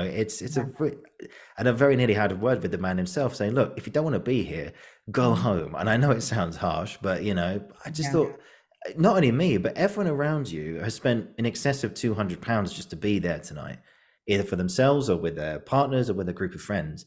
And you're ruining that experience. Yeah. If you don't want to be here, go home and go to sleep. Fine, just don't piss me off, because Yeah. it detracted from that experience in the theater. But thankfully, it came back in cinemas. I think just after our Yeah. lockdowns over here, and I was able to watch it again uninterrupted. So Yeah. luckily, I had that experience. But yeah, but it's just courtesy and common sense just to know that other people around you want to see this show, and you're not the only member in that auditorium that night. There's five, six, Yeah. 700, 800 people there who've Mhm. also paid to be there. So I yeah, think when Paul Mescal did Streetcar, he was talking about how like yes, yeah. a well-known actor fell asleep during the show. He didn't say Ouch. who it was, but Yeah, yeah, I find that funny. Sorry, again, my chair. yeah, that's Yeah, right. but I when I did merch, I remember I worked at a play called Driving Miss Daisy, and I always called it Driving McCrazy because every time I worked there, like something would happen, like Mm, the bank would be short, or would like be out of bags, or like something would happen. And I remember towards the end of the show, somebody had a medical issue. yeah, The Golden Theater has a very small lobby space. Like it's literally like you walk into the theater, there's the box office, and then you enter the theater just to go into the audience. Like there's no lobby space at all. So they had to like bring them out to the outer lobby. The ambulance came, took the person and left all within like 10 minutes, and then the show ended. wow, It was crazy. yeah, But mental. Yeah. yeah, So just be respectful to people in the audience, guys. Just yeah. eat your I mean, candy. if you pass out, it happens, Oh but yeah, yeah, of course, yeah. Receptions to be made. I'm not that evil. try not to snore too loudly and turn Yeah. off your phones. Have a snooze before you come to the theater. Eat your sweets Yeah. beforehand. I will say I have seen shows where I've almost have fallen asleep. Oh yeah, yeah, I don't think it's been fully to snooze fest, but yeah. yeah. Anyway, but these things Yeah. happen. I'm sure yours was a respectful snooze rather than a No, it was like eyes are closing, but wake up. Eyes, yeah. no, wake up and watch this Like, come on. Edward Albee play that you are sitting here watching. The second half I was wide awake for. The first half I was like half asleep for. And I've almost fallen asleep during two operas, but I think that's a little bit different than like Oh yeah, opera's understandable. Yeah, I tried sitting through an opera and I was the same. Like, Mhm. okay, no, no, come on. They're doing the hours again. They turned that into an opera, and Um, one of my favorite Broadway performers is going into it. I was like, I just can't. Like, I tried to watch the movie twice, and I only got into 20 minutes of it, and I had to turn it off. So it's like if I couldn't watch the movie, I cannot watch this opera. It's not going to happen. I can't travel all the way to the theater and watch it there Yeah. because I don't live that far from the opera, but yeah, I wouldn't be able to do it. no, no, Yeah, just I think it's good to like know what you can sit through and what you can't, because yeah, there's also I think that's a good lead on to just that phrase there, what you can and can't sit through. There's a big question of because I've been very lucky to interview some people from the play A Little Life that was on here, and I know it came to you. Well, actually, no, it hasn't come to you. So I'm thinking of Prima Facie. Oh Uh, no, how- well, I told you when I was in London. I was in yeah, London in June, the beginning of June, and I was yeah, very lucky enough to get to see it twice. I saw a mm, couple of shows when I was there, and that was one of the ones. yeah. I'm surprised you got tickets to go twice because they were like gold Oh, let me tell you, I stalked that website for weeks to dust. get a ticket to that show. And I went to a day when they had captions. Yeah, yeah, Like, you know what? I don't even care. If they have yeah, captions, whatever, I'm going to be in the room. And then, like I told you before we started, I was like, I don't know if I could sit through it again, but I want to see it. And then, yeah. sometimes cancellation tickets happen, or Mm, they'll just have tickets pop up. And, I went on the website again, like a day or two later, or whenever I decided, because I had my computer with me in London to interview the cast of The Shape of Things. And I looked on the website and I was like, oh, dude, there's another ticket. So I bought a ticket to see it yeah. like Saturday matinee. And I saw the matinee. And then later that night, I saw another show. So Oh yeah, yeah. Two show yeah. days always good fun. Yeah. Yeah, well, I didn't know what to do with myself on the weekend. Oh yeah, And the thing with London is that you guys don't really have Sunday performances, but luckily I found one play that did that I yeah, got to see. I saw Eddie Izzard's Great Expectations, yeah, yeah. which I was very lucky. I didn't even know it was playing in London Mm. until I was in a cab and I drove by the theater, but I missed it when I was in New York. So I felt very fortunate enough to get to see them do it when they were in London. So Yeah. I mean that's impressive. I don't know how you because there were people who were fighting for tickets for that thing, and for A Little Life, I for a little life, yeah. like I said, I stalked Oh that yeah, website yeah, weeks. I had yeah, like particular because I know I had tickets for like I got there on a Monday and I was like, I don't want to see a show the first day I come in. I might be tired. So like the next day, Tuesday was like the start of my theater journey, and that was The Shape of Things. And that was the first ticket yeah. I bought. And that was very important that I did see that show because I've never, as much as I want to direct it, I actually never got to see an actual stage production of it before. So that was my first time seeing that. And I'm trying to think of like if I had any other ticket. Oh, I was supposed to see Dear England, Mm. Yeah, I saw that. Yeah. and stop it. Ugh, I'm so when sorry. what happened? I was supposed to see it its first night of previews, Yeah. but they had to cancel first night of previews because they were behind on tech. And the only other time I could see it was Okay. my last full day in London. Yeah. And I was like, I can't, I'm going all the way to the Park Theater to Mm. interview the cast of The Shape of Things. And I'm Yeah. staying like in Lancaster Square. So I'm like, I don't think I'm gonna make it in time to like go interview these people, then drop off my stuff at my hotel, and then like run to the South Bank to the National Theater. Like I Mm. just wasn't gonna have time to do it. So Ah, well. luckily I got a refund. So, but Yeah. it's rumored to be coming to New York. So Yeah. hopefully. Yeah, well, the actual production, because I know they filmed it for NT Live, so there was a screening over here for people who could see it. So maybe that's coming, or maybe the whole thing will. Who knows? I think there was a casting notice for it, so I think that it supposedly is supposed to come. I don't think NT Live is gonna. I also don't know how it's gonna play here, to be Yeah, honest. it's Uh, a very British orientated yeah, thing because it's all about the England football team yeah, or soccer team, as you say. yeah. And Because yeah, one of my favorite movies is Bennett like Beckham. I get it. You call it football. yeah, Watch Ted Lasso. I know what's up. it's football. It's football. Yeah. Yeah, Ted Lasso, brilliant show, by the way. Um, yeah, shout out to Christo, who's a friend of mine. Thank you, love you, man. Oh, But yeah, he came to see us in Guildford a couple of times. We had a night out with him after our showcase, so we were there at the bar. Just it's very weird seeing Cristo Fernandez. If anyone doesn't know, it's Danny Rojas and Ted Lasso. Just going like, Ollie, do you want tequila? Do you want tequila? And I was like, yeah, I like tequila. And I was like, they're drinking Corona and tequila yeah. with Cristo. It was amazing. But yeah, it's a very. I'm not sure how it would translate over there because it's all about the England football team and everything like Yeah. that. But who knows? There might be an audience. Might be an audience for Yeah, it. I mean, I know that I personally think that like a lot of British theater does well in New York, but I mean, Mm, I also like that stuff. I mean, they did that play Ink here, Mm, uh, and I loved it. I think it did fairly well. I know that Bertie Carvel won a Tony for it. yeah. Um, I'm trying to think. I'm curious to see how Shucked is going to do in London because I Mm, know they're bringing that over there. mm, And somebody I know who lives in the UK who I saw for like an hour or so when I was last in London, when he was in New York, he saw Shucked, and he even said he's very curious to see how it's going to play interesting. Yeah. there because it's very American. It's very funny, but yeah, I'm curious. I mean, I know like the transfers work really well depending on the musical and the show and stuff, and Yeah. they're talking about how what are they bringing up? They're bringing Sunset Boulevard over here, Yeah. Santa Barbara. and they're talking With about Nicole Scherzinger. pretty much like the whole main cast is coming over. Yeah. A lot of people in New York are very excited about it. Like Mm, a lot of people in New York. And they were talking about that one scene where he sings Sunset Boulevard on the street. And they're like, yeah. what theater would that work at? Like, would that be okay to do in New York? New Yorkers might be that not nice to this person who's singing on the street. Yeah. Yeah.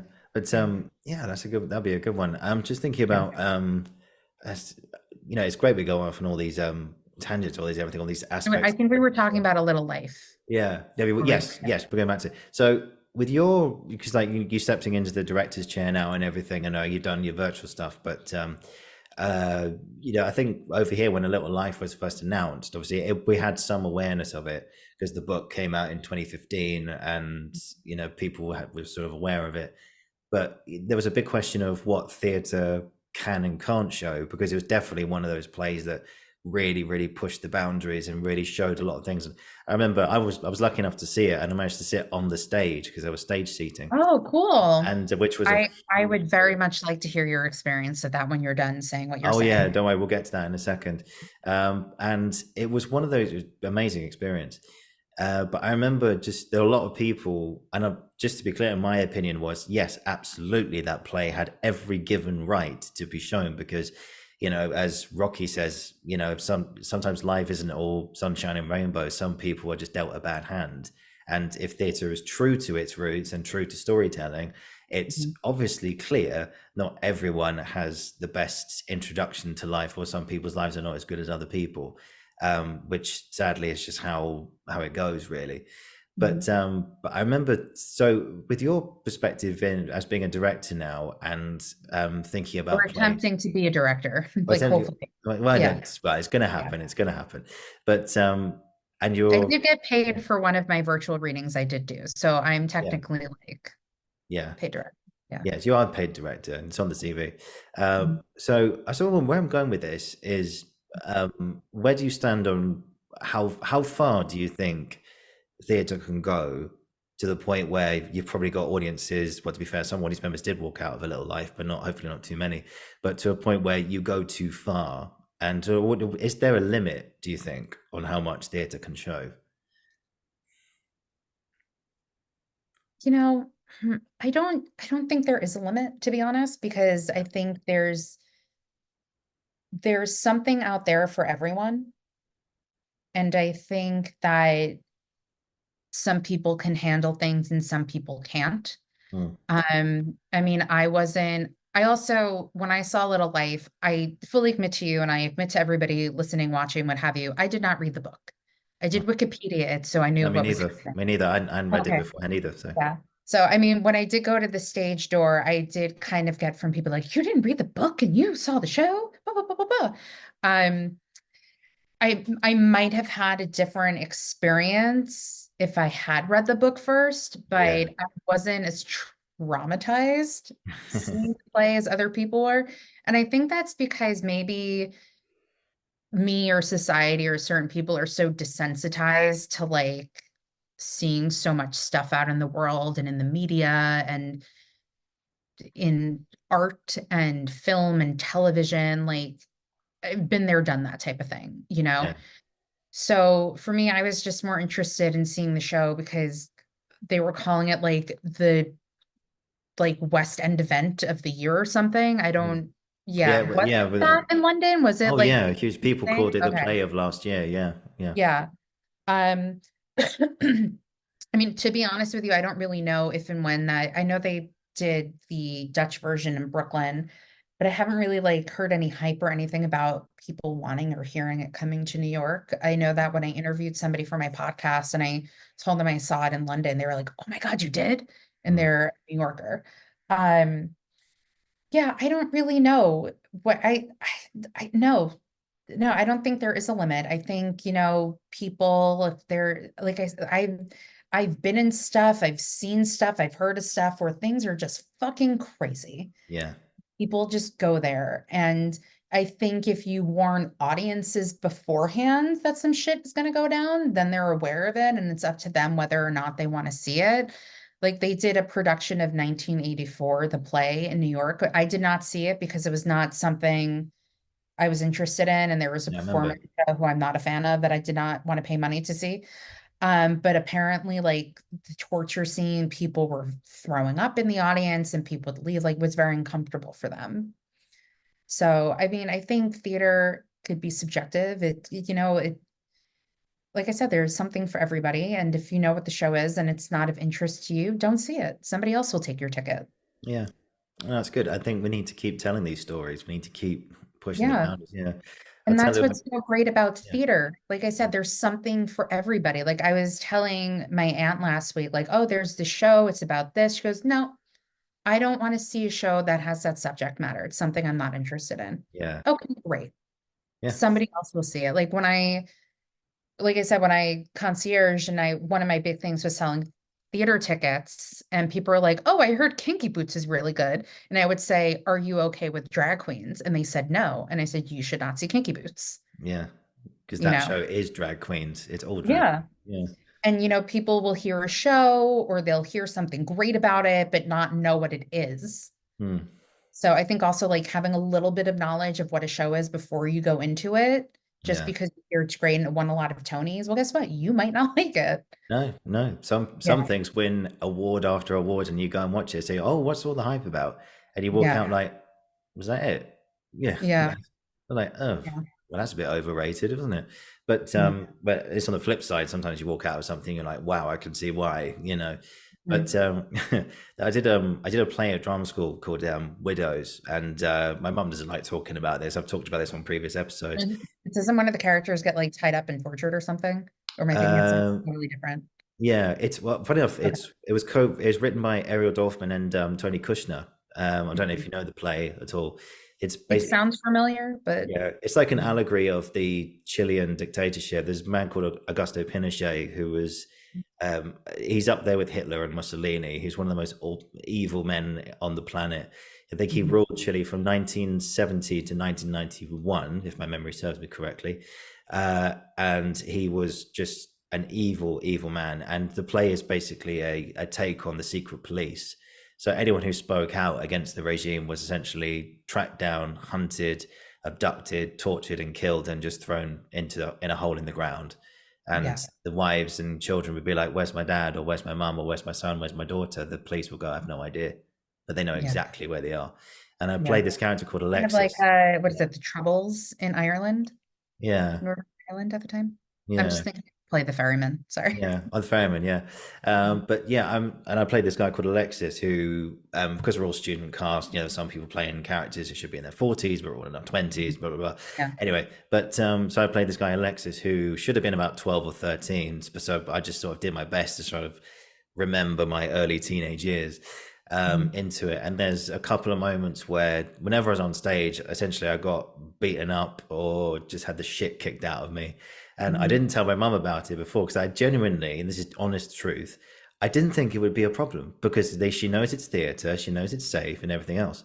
But afterwards, I went up to my mum and she looked at me and she went, what did you think? And she went, "I never want to see that happen to you again." And I was like, "Mum, it's cool, it's fine, it's not a problem." She went, "No, no, you don't understand." So whenever I say the word widows around it now, she goes, "No, no, I'm not talking about it. I'm not talking about it." So, but I Yeah. think there is, but like you say, some people don't like something, but other people will Yeah. like it and stuff. It's all about opinions. And I've gone to things which absolutely hated and gone, what the freaking hell was that all about? And then you read the comments on it on social media, people go, oh my God, it's one of the best things I've ever seen. And a Yeah. part of me is People like, have what is said wrong with things, you? yeah. People have Yeah. said things to my face about shows that I say that I love and they don't. And I'm Yeah. like, I wasn't a fan of this. You weren't a fan of this show. But getting back to you being in the show Widows, when Mm. I was in college, Yeah. I did Trojan Women. Yeah. And I think I was cast because I was a female. I think they just cast every person who was a female. I did like a pre-show scene where I was assaulted Hmm. stage, and I told my parents that it was happening. Right. And one of the performances that my dad went to, he goes, "It's a good thing you told me because if you didn't, I would have gotten up and done something." Yeah, maybe next time tell your parents that Yeah. things are happening so they are aware Oh, of yeah, issues that I learned are. that lesson. Yeah. And funny enough, Yeah, I learned that lesson. I took my mum to, it feels weird saying this, but I'll screw it. So I took my mum to see the screening of A Little Life. They beamed it in the cinemas because they don't show the nudity, do they? no, no, no, no, no, they did, Okay. yeah, because Yeah. yeah, it's known now that James Norton didn't wear any clothes at certain points. But no, the way they edited it made it Yeah. they didn't show anything of him. They showed him naked, of course, but not like anything sort of major, which I thought was very good on their part. But I remember walking. I just thought my mum would get something from this because she's read a lot of stories about the Catholic Church and all that kind of thing. And I told her about it, and she went, "Okay, yeah, let's go and see it." And afterwards, I'd said to her, she was like, "Oh my God," she took so much away from it. She really enjoyed it.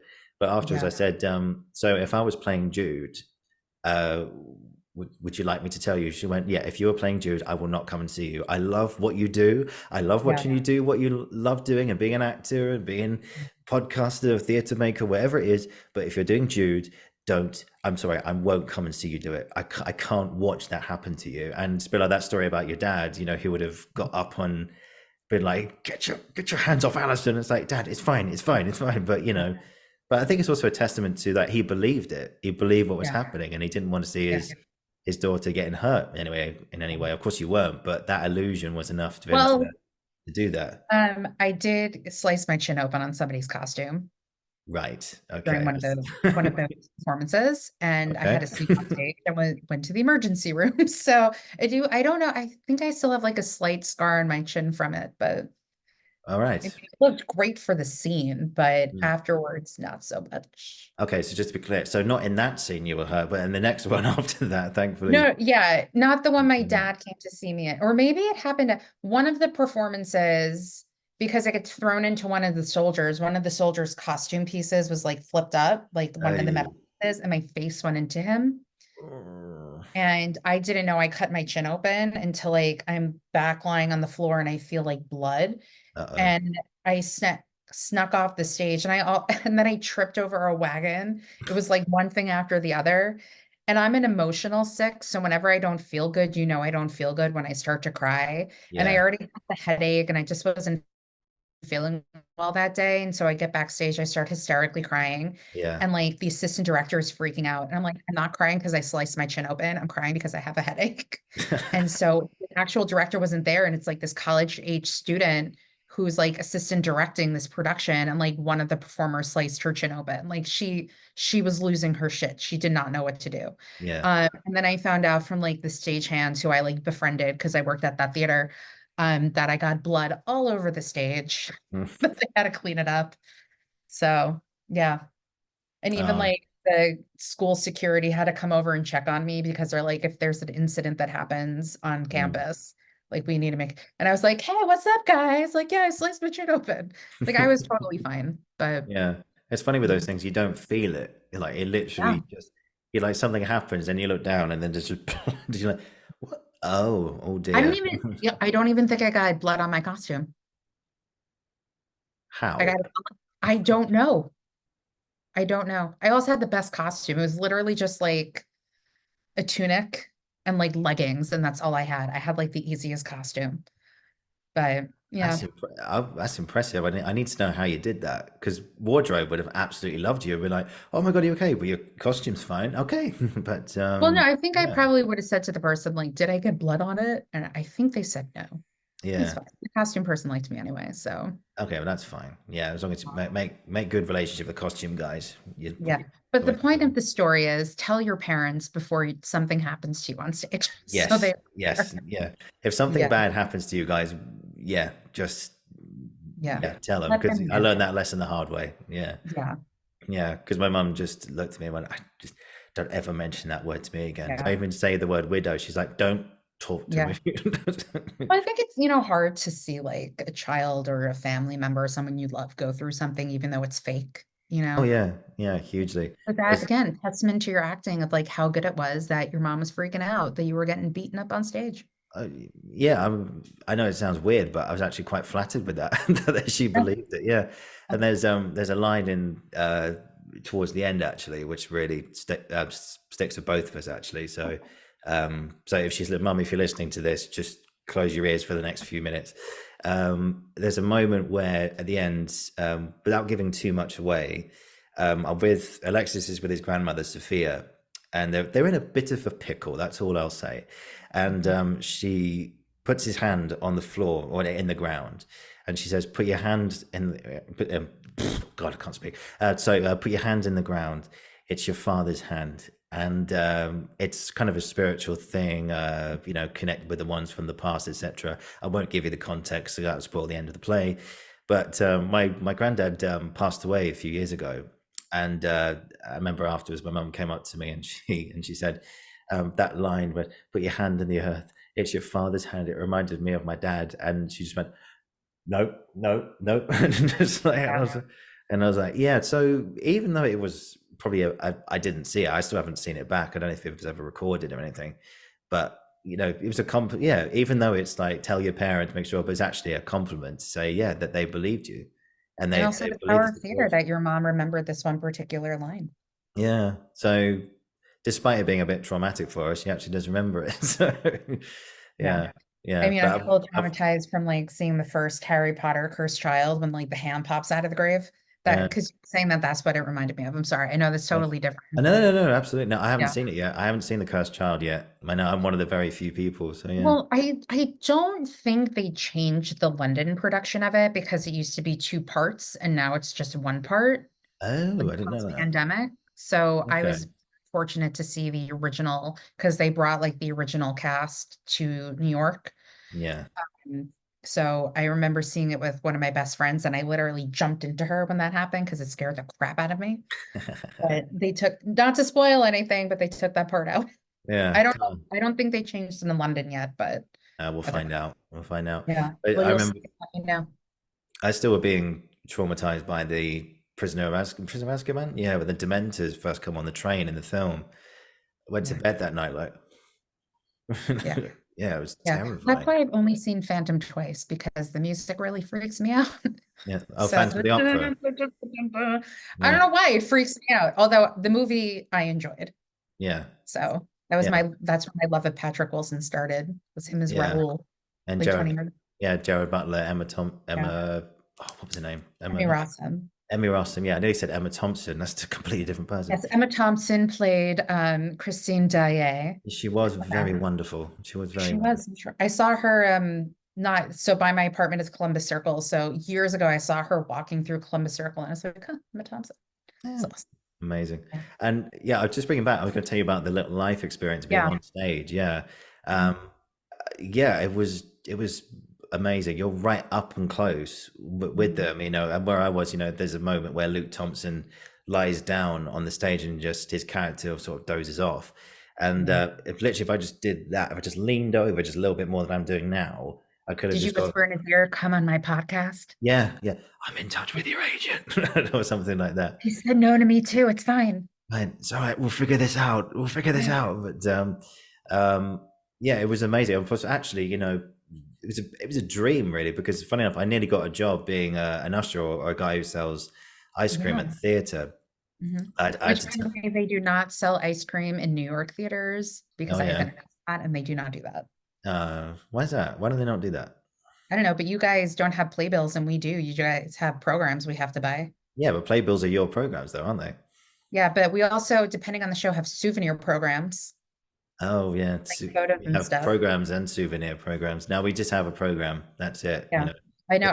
Because I bought all of them when I was in London for every show I saw. like a big collection you've got like at the end. I mean, I have now I'm gonna have to like list off everything that I saw. Shape of Things, Curious Case of Benjamin Button, A Little Life Twice. What else? I saw Brokeback Mountain Oh yeah, and I saw Great Expectations. So I got a program for each one. yeah. Just coming back. How was London? Very good.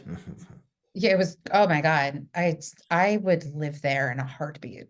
Yeah. I loved it. So I had the time of my life. I had the best No, time. no, we'd love to have you. We'd love to have you. Yeah. Yeah, Maybe one day. I don't I had like the mo ironically, like I also love British history. yeah, So the day I saw Little Life for the first time was the most niche day for me because I did a tour of the globe and then I did a private small group tour of the Tower of London and then I saw a play. So like if there was ever a day that said like this is an Allison day, it would have been that day. yeah. God, that's a good day. That's a good day. Yeah. Yeah, we'll It's talk great. about the Globe. I'm talking about the Globe next, actually. Mhm. But when you sat on stage of A Little Life and you see it was such a blessing actually because Yeah. being an actor, I saw how they played off each other. I could see how much rehearsal they'd done, and I could Yeah. see how they were just literally, and it's very simple, just listened to each other and reacted to each Yeah. other. And people go, oh, you need to feel all these things. You need to have this amazing knowledge behind you. So actually training, I mean, like, no, you just simply need to be in the moment, listen and Mhm. react. That's it. Yeah. And actually being up close and personal with them was fantastic. And well, I think I'll just take this opportunity for both of us to give a shout out to our mutual friend, Elliot Cohen. So hello, Elliot. Hope you're doing well. Uh, And Hope you're doing well. yeah, he's doing a lot of building work at the moment. See his Instagram stories, Yeah. but uh, yeah, it was just an amazing, amazing experience and one that I'd Mhm. love to do again. But I was very lucky to get that ticket because Yeah. I nearly got a job at the theatre. As I say, selling ice creams or being an usher or behind the bar or whatever. But Yeah. I had to turn it down. It was I won't go into the details. It was just wasn't for me. The environment wasn't great. Yeah. But but I contacted the girl who, when I told him, thanks very much for the opportunity, but I'm not going to take this job. She went, okay, I'm sorry to hear that. Here, we'll pay you for your time here and everything. Here's your pay slip and all that. And I said, all right, cool, thanks. Just out of curiosity, I know the show on the website. I know it says it's sold out completely, but is, can you tell me about any returns? Is there any possible way I can get a ticket for this, like anywhere? And she wrote back saying, yeah, of course. So we've saved like a certain number of tickets for each show, whether it's so on the Monday. So on a Monday, the following week there'll be some ticket released, if that makes sense. And all she said, and also just keep an eye out. There's some stage seats that will become available as well. So I thought, oh great, right. So I just happened to go on the website that time, and there was one stage seat left for a Thursday matinee, and Mhm. I was like, oh great. So I looked at my non-acting job rota, and I wasn't working that day. I thought, right, just book it now. So Yeah. and and I got it, and then I went along, and I literally went along to see what all the fuss was about because a lot of people were talking about the book and how it traumatized them, and how it was a lot of people. A friend of mine actually took a friend of hers who works with uh, a particular therapy, the therapist sort of not chain. I can't think what the word is, but she works with a company who's involved, who's therapy based, and her sort of area which she deals with on a daily basis are people who've been victims of sexual assault or sexual abuse. And she went along to see it, and she got such an emotional, like visceral reaction from it that my Yeah. friend told me that her friend literally had to like do this sometimes, just like turn away or put a hand over her eyes, or because it Yeah. felt so real and what they executed in front of them was so real. Mhm. And yeah, and that was just one of those things that I'll tell you what it was. It was one of those things that made me realize that theatre is such a huge and powerful thing, for everyone involved, for the actors and the audience, as well as all the backstage crew. Yeah. It really gives you an opportunity to really get involved in something that's happening before your eyes and is very, very, very real. Yeah. And it can be funny, it can be verbose, it can be exciting, it can be fucking terrifying, or it can Mhm. be so difficult to watch. But ultimately, it shows you what life is all about. Yeah. And I agree with you, there is no limit. There is no Mhm. limit on how far it can go. Obviously, there'll be some things that are not my thing and I won't see, but other people will see it. So there's always going to be an audience for these things. Yeah. And yeah, I'd say thank you to theatre for not only existing, but helping us show us who we really are and Yeah. everything in between. So Yeah. yeah, God, that was very philosophical there. I don't know what came over me, but No, but yeah, that's the impact of theater. That's what happens. No, yeah, I did not sit on stage for that, as we know, but he directed Evo, yeah, directed a production of A View from the Bridge that they brought to New yes, York. Mark And I Strong, got to yes, see, yeah. yeah, and I got to see that production from on stage. And the only thing I just remember was that it rained blood at the Yeah, end. yeah. That was so fucking cool. But when I saw this production, I'm like, this isn't very Evo-ish. And then this huge black box came down on the set. I was like, and there it is. There it is. Because for those who have seen it, I'm sorry if I'm spoiling it for anybody who hasn't or wants to see it at some point in their life, but It's they fine. had the side of the stage had video of the streets of New York. And when Jude was going through something, it would speed up or Mm, it'd be like white noise visuals.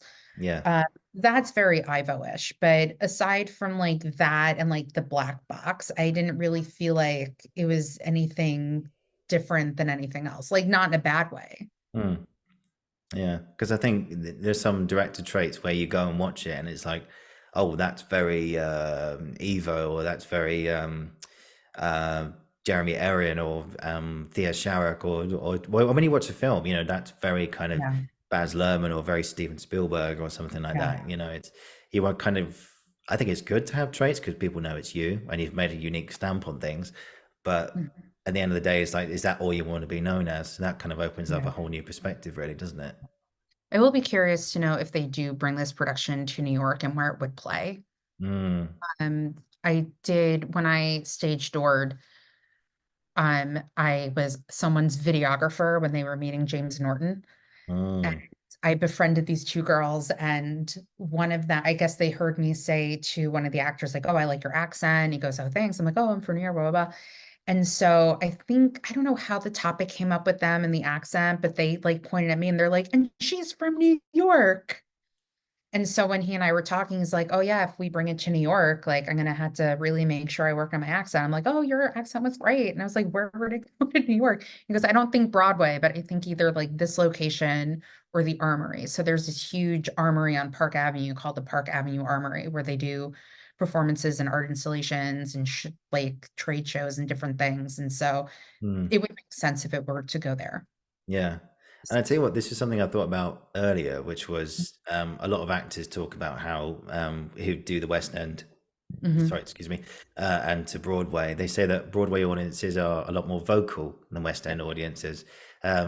Carey Mulligan did a play called Skylight, which was just shown again here, which I don't know if you saw, which Oh, was, I saw it. I am a very oh, big Carey Mulligan. One of my favorite movies is In Education. So yeah. I'm a big Carey Mulligan fan. And my friend was kind enough to bring me with him to see the show because he knew how much I loved her. Love her, Yeah. I should say. Yeah, it was amazing. Her and Bill Nye, just fantastic.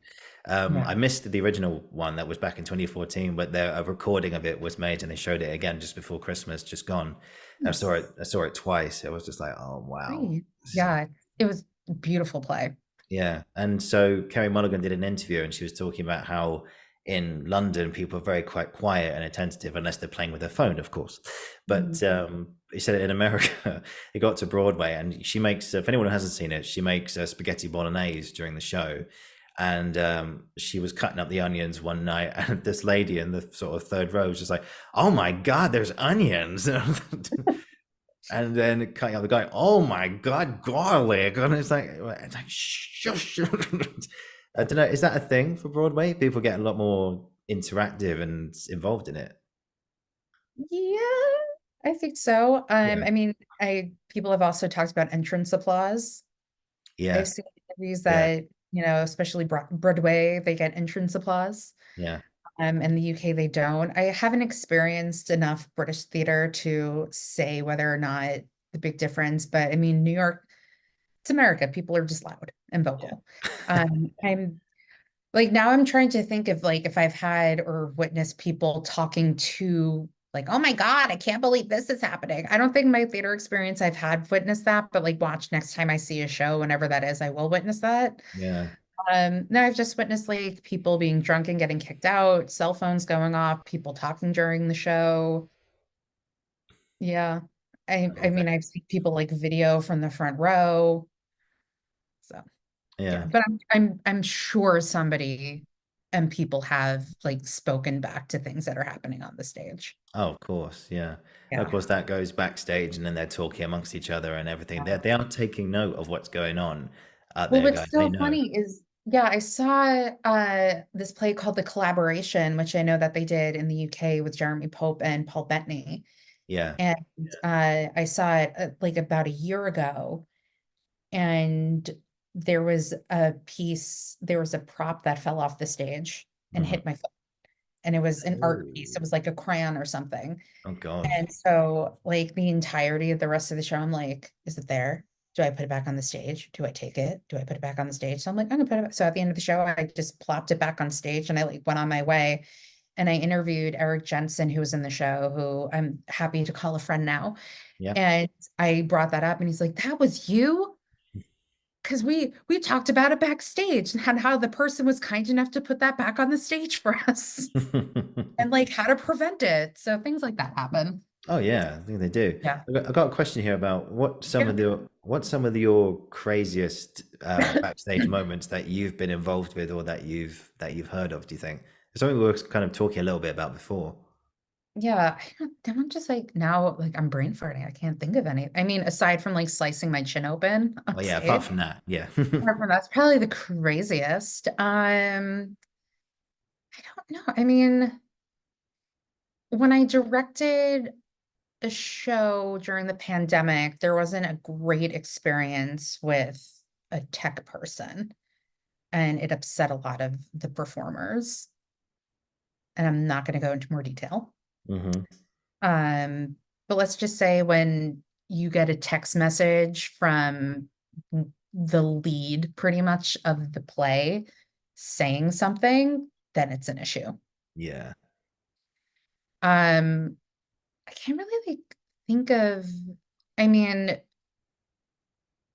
just like going back to senior year, just like people putting earworms into people's ears and then saying Mm. something to you, like Yeah. shitty things like that. Um, the first performance of How I Learned to Drive my senior, like the play I directed, like one of the performers skipped like a very like good directing moment I had, and like the head of the department was there seeing it, which is fine, it happens, but I can't really think of like anything crazy. I mean, like front of house stuff, you see things, like I said, like, you know, somebody passing out and like getting taken away in an ambulance. Oh my God, my favorite, this did not happen to me, but somebody told me they were working at a show and it was at the Richard Rogers Theater. So when you enter the theater on the right-hand side, it is like the entrance to sorry, Manhattan Sirens, Mhm. if you can hear it, is right orchestra and you go straight and then it's left orchestra. And in between, there's also like the bathrooms there, Mhm. like each side, like men and women. And then like in between that are the merch booths. And then to the left is the stairs to go up to the mezzanine. So somebody was sitting, like they were like, I was at my merch booth. Somebody came from left orchestra running to the men's bathroom. Mhm. And they left, whatever. And the person was having stomach issues and there was like poop on the floor Okay. from like running. Yeah, Hmm. that happened. That's disgusting. That's nasty. Was that But Cleveland like says in Family Guy? I can't really think of like any crazy backstage stuff. I mean, I That's haven't. great. Yeah, I think that's it. Yeah. Like the biggest Great. one, slicing my chin open. Great. I love that There we one. go. That's fantastic. Yeah. So cool. I've just got a few more things for you, Yeah, of Alison. course. You can just finish up, but we'll have to get a part two in. We've so much more to talk about. I think this is great. So do you have what's one of the best things that you've ever seen in the theater? Like favorite Thank you for. I performance? ask everybody this as well on my podcast. Oh, do you? Oh, I do. I have a list. It is Liev Schreiber in talk radio. Hmm. I just remember seeing the show and saying to myself, oh, so that's what acting is. Literally had that moment seeing it. Danny Burstein and Beth Level in The Drowsy Chaperone. Yeah. Natasha Pierre in The Great Comet of 1812, like one of my favorite musicals of all time. Once the musical, I remember just like every time I saw it, and I saw it, I say like 3 or 4 times off Broadway. And one of the times that I saw it, nobody applauded during the first act because everyone was just so immersed and so like into the show that they didn't want anything to ruin it. Yeah. So that was like a big thing. The Ferryman, Hmm. seeing that play, I saw it twice. And even though I saw it twice, I was still very shocked and frazzled about what happens at the end, having seen it. My second time, I was like, oh, but Yeah. you knew it was coming. Um, the History Boys Yeah. act. I also really loved seeing the play Next Fall on Broadway. Hmm. That was great. And there's a play on that was in the UK that they brought over called Brief Encounter. Hmm. It's based on the movie, and it's probably one of like the most creative pieces of theater I've ever seen on a Broadway stage. And I was lucky enough to get to see that twice also. Yeah. So I Fantastic. think those have to be like my top. I'm sure there's others that will come up, but Yeah. that oh, you also want to talk about Prima Facie at some point. Yeah. Yeah. Prima Facie. Yeah, I remember that. It was one of the most, I think that was the theatre event of 2022. That Mhm. just, because Jodie was just exceptional in that. She was fantastic. I remember I've had a few people on the show actually talking about this. I've had Kate Godfrey, who was in the rehearsal room with her, Danny Arlington, who was her understudy both here and in New York, who actually got a show in both locations, Mhm. uh, and Doug Kerr, who helped design Mhm. the artwork of both Jodie's faces in that. Which, and I was not going to talk to him about that, and he's just, that was great. Yeah, what was the reaction over here? Again, going back to what we were talking about, and how far can theatre go and stuff like that. And Yeah. her play talks about, sexual assault, and Tessa, who's a lawyer who fights Yes. to bring this awful crime to justice Mhm. until something serious happens to her, and then she sort of finds her way through it. Um, yeah, over Yeah. here, just audiences really went mad for it. You couldn't get a ticket. It was just Yeah. crazy. What It's same here. Yeah, what was the reaction in Broadway in New York? Oh, I probably the same. I mean, for me personally, I didn't want to talk to anybody after the show. I just needed to be like, I just needed to like sit with my feelings and what I just saw. I thought her performance in the show itself was just exquisite.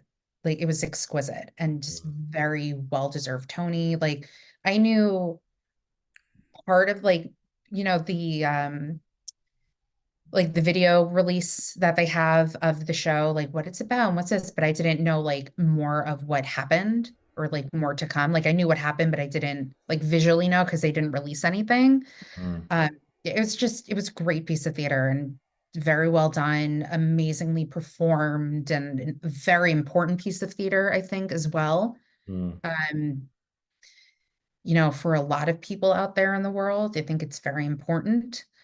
Yeah, it was exquisite, just exquisite. mm, And a lot of people I know who saw it felt the same way. It was a very hard ticket to get. I mm, managed to like, when they first went on sale, I knew it was going to be a hard ticket. So I got like a seat in the last row of the mezzanine because that's also one of the smallest theaters on Broadway. So I'm like, it's going to be fine if I sit all the way up there. yeah. And my friend, she's like, oh, I should have gotten a ticket. And she like magically got like tickets somehow. So yeah, Mm. Yeah, it was it yeah, the John Golden Theatre. It was at, yeah. wasn't it? Yeah. Mhm. What's it like there?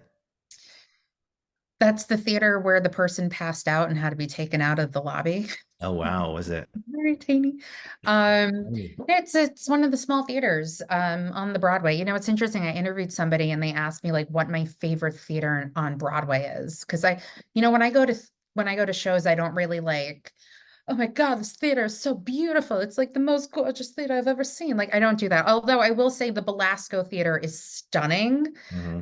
But my favorite theater is at Lincoln Center. It's the Vivian Beaumont Theater. It's my favorite theater. One of my favorite musicals, Light in the Piazza, was performed there. Yeah. Um, I saw, maybe I should add that to my list as well. The Okay. reunion concert of Light in the Piazza that I saw. I don't Yeah. remember the second half of it because I was crying so much. My vision was blurry. But um, yeah, that's my personal favorite theater, but eh. Yeah. And what's Carnegie Hall like, just out of interest? Well, they have different performance spaces in Carnegie Hall. Yeah. Like the main one, like the The main. main one, yeah, Yeah. I think I've only ever been there a few times, and it was never to see like an actual like opera singer or orchestra or pianist. The first time I ever went there was to see a comedian named Stephen Lynch, and Hmm. he opened his show with the song about AIDS. And he even said, I Right. can't believe I just opened my show at Carnegie Hall with a song about AIDS. So that's how I remember it was a song about AIDS. And then I saw Glenn Hansard there, and I saw Jessica Vosk perform there. So I think I saw maybe Glenn Hansard there twice, definitely once. But yeah, sorry, my chair keeps falling down. So you see me like shrinking, it's because of my chair. I didn't Uh, notice. yeah. Yeah, no, with Carnegie Hall, it's just, I think the acoustics are really good for what it's supposed to be. There's different levels. It's the same with the Opera House. There's different levels, there's side seating. It's really cool. I mean, I love history and I'm like, oh, old school New York. I'm such a nerd about that stuff. So just to like, oh, this is so cool. Going to Carnegie Hall to like see something, even though it's not like a violinist or something. It's still to Mhm. me that's really cool. Yeah, that's definitely on the Yeah. bucket list to get to Carnegie Yeah. Hall. Looks Yeah. amazing. Fantastic. Hmm. And Alison, I could sit here with you for another 2 hours and just talk all about theatre. This has just been fantastic. Well, let's do this again. Let's do this for Yeah. sure. I'm around. Yeah. Yeah, I just got two more questions Yeah. for you today, just so we finish. The first one is, so this can apply to your work or to life in general. So what's a piece of advice you wish you'd heard when you were starting out in this business that you wish you'd heard then rather than later on?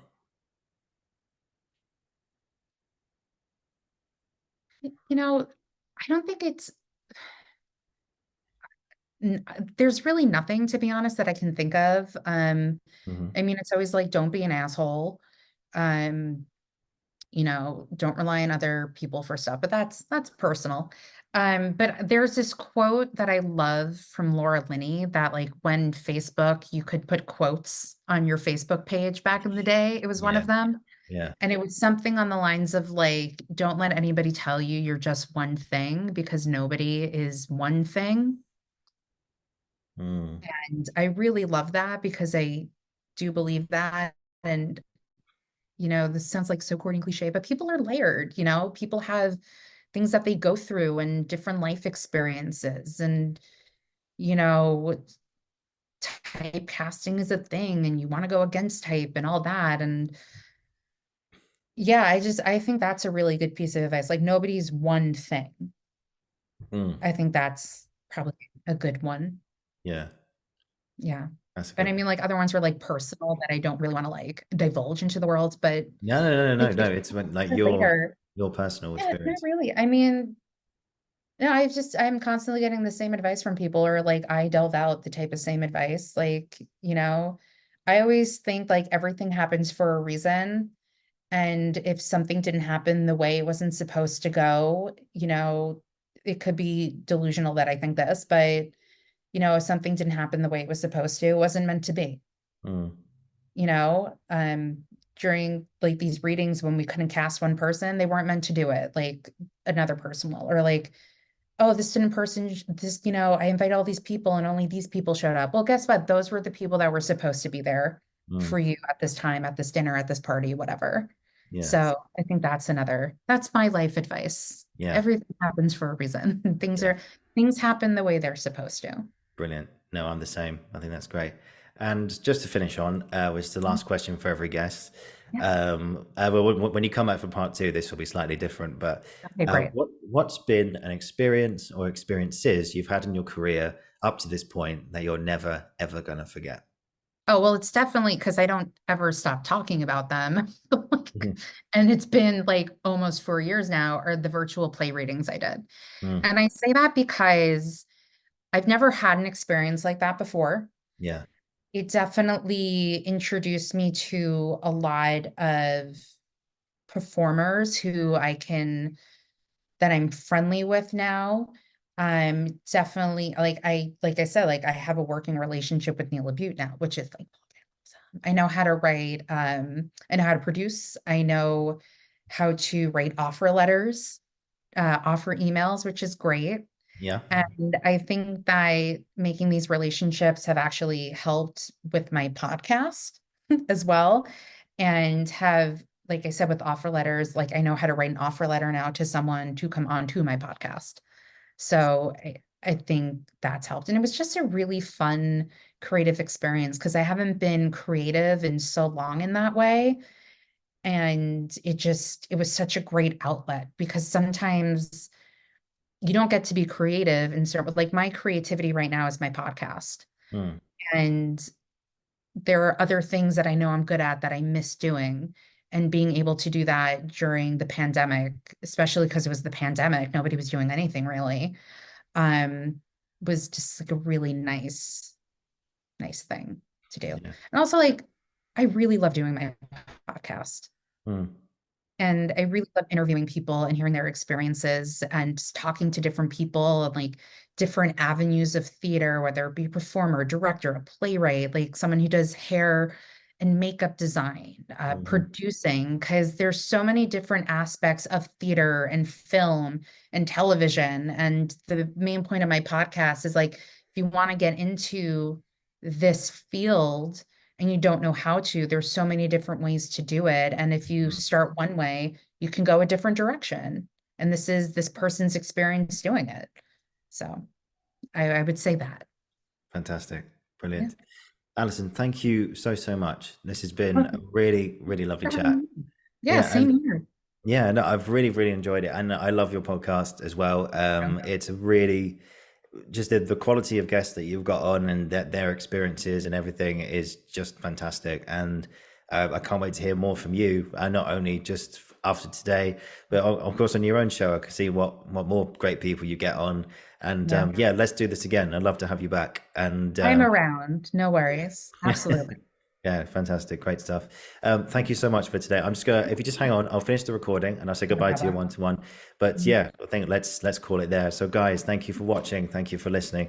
This has been the Uncensored Critic podcast, and I will be back very, very soon. And for the final time, Alison Tanney, thank you so much.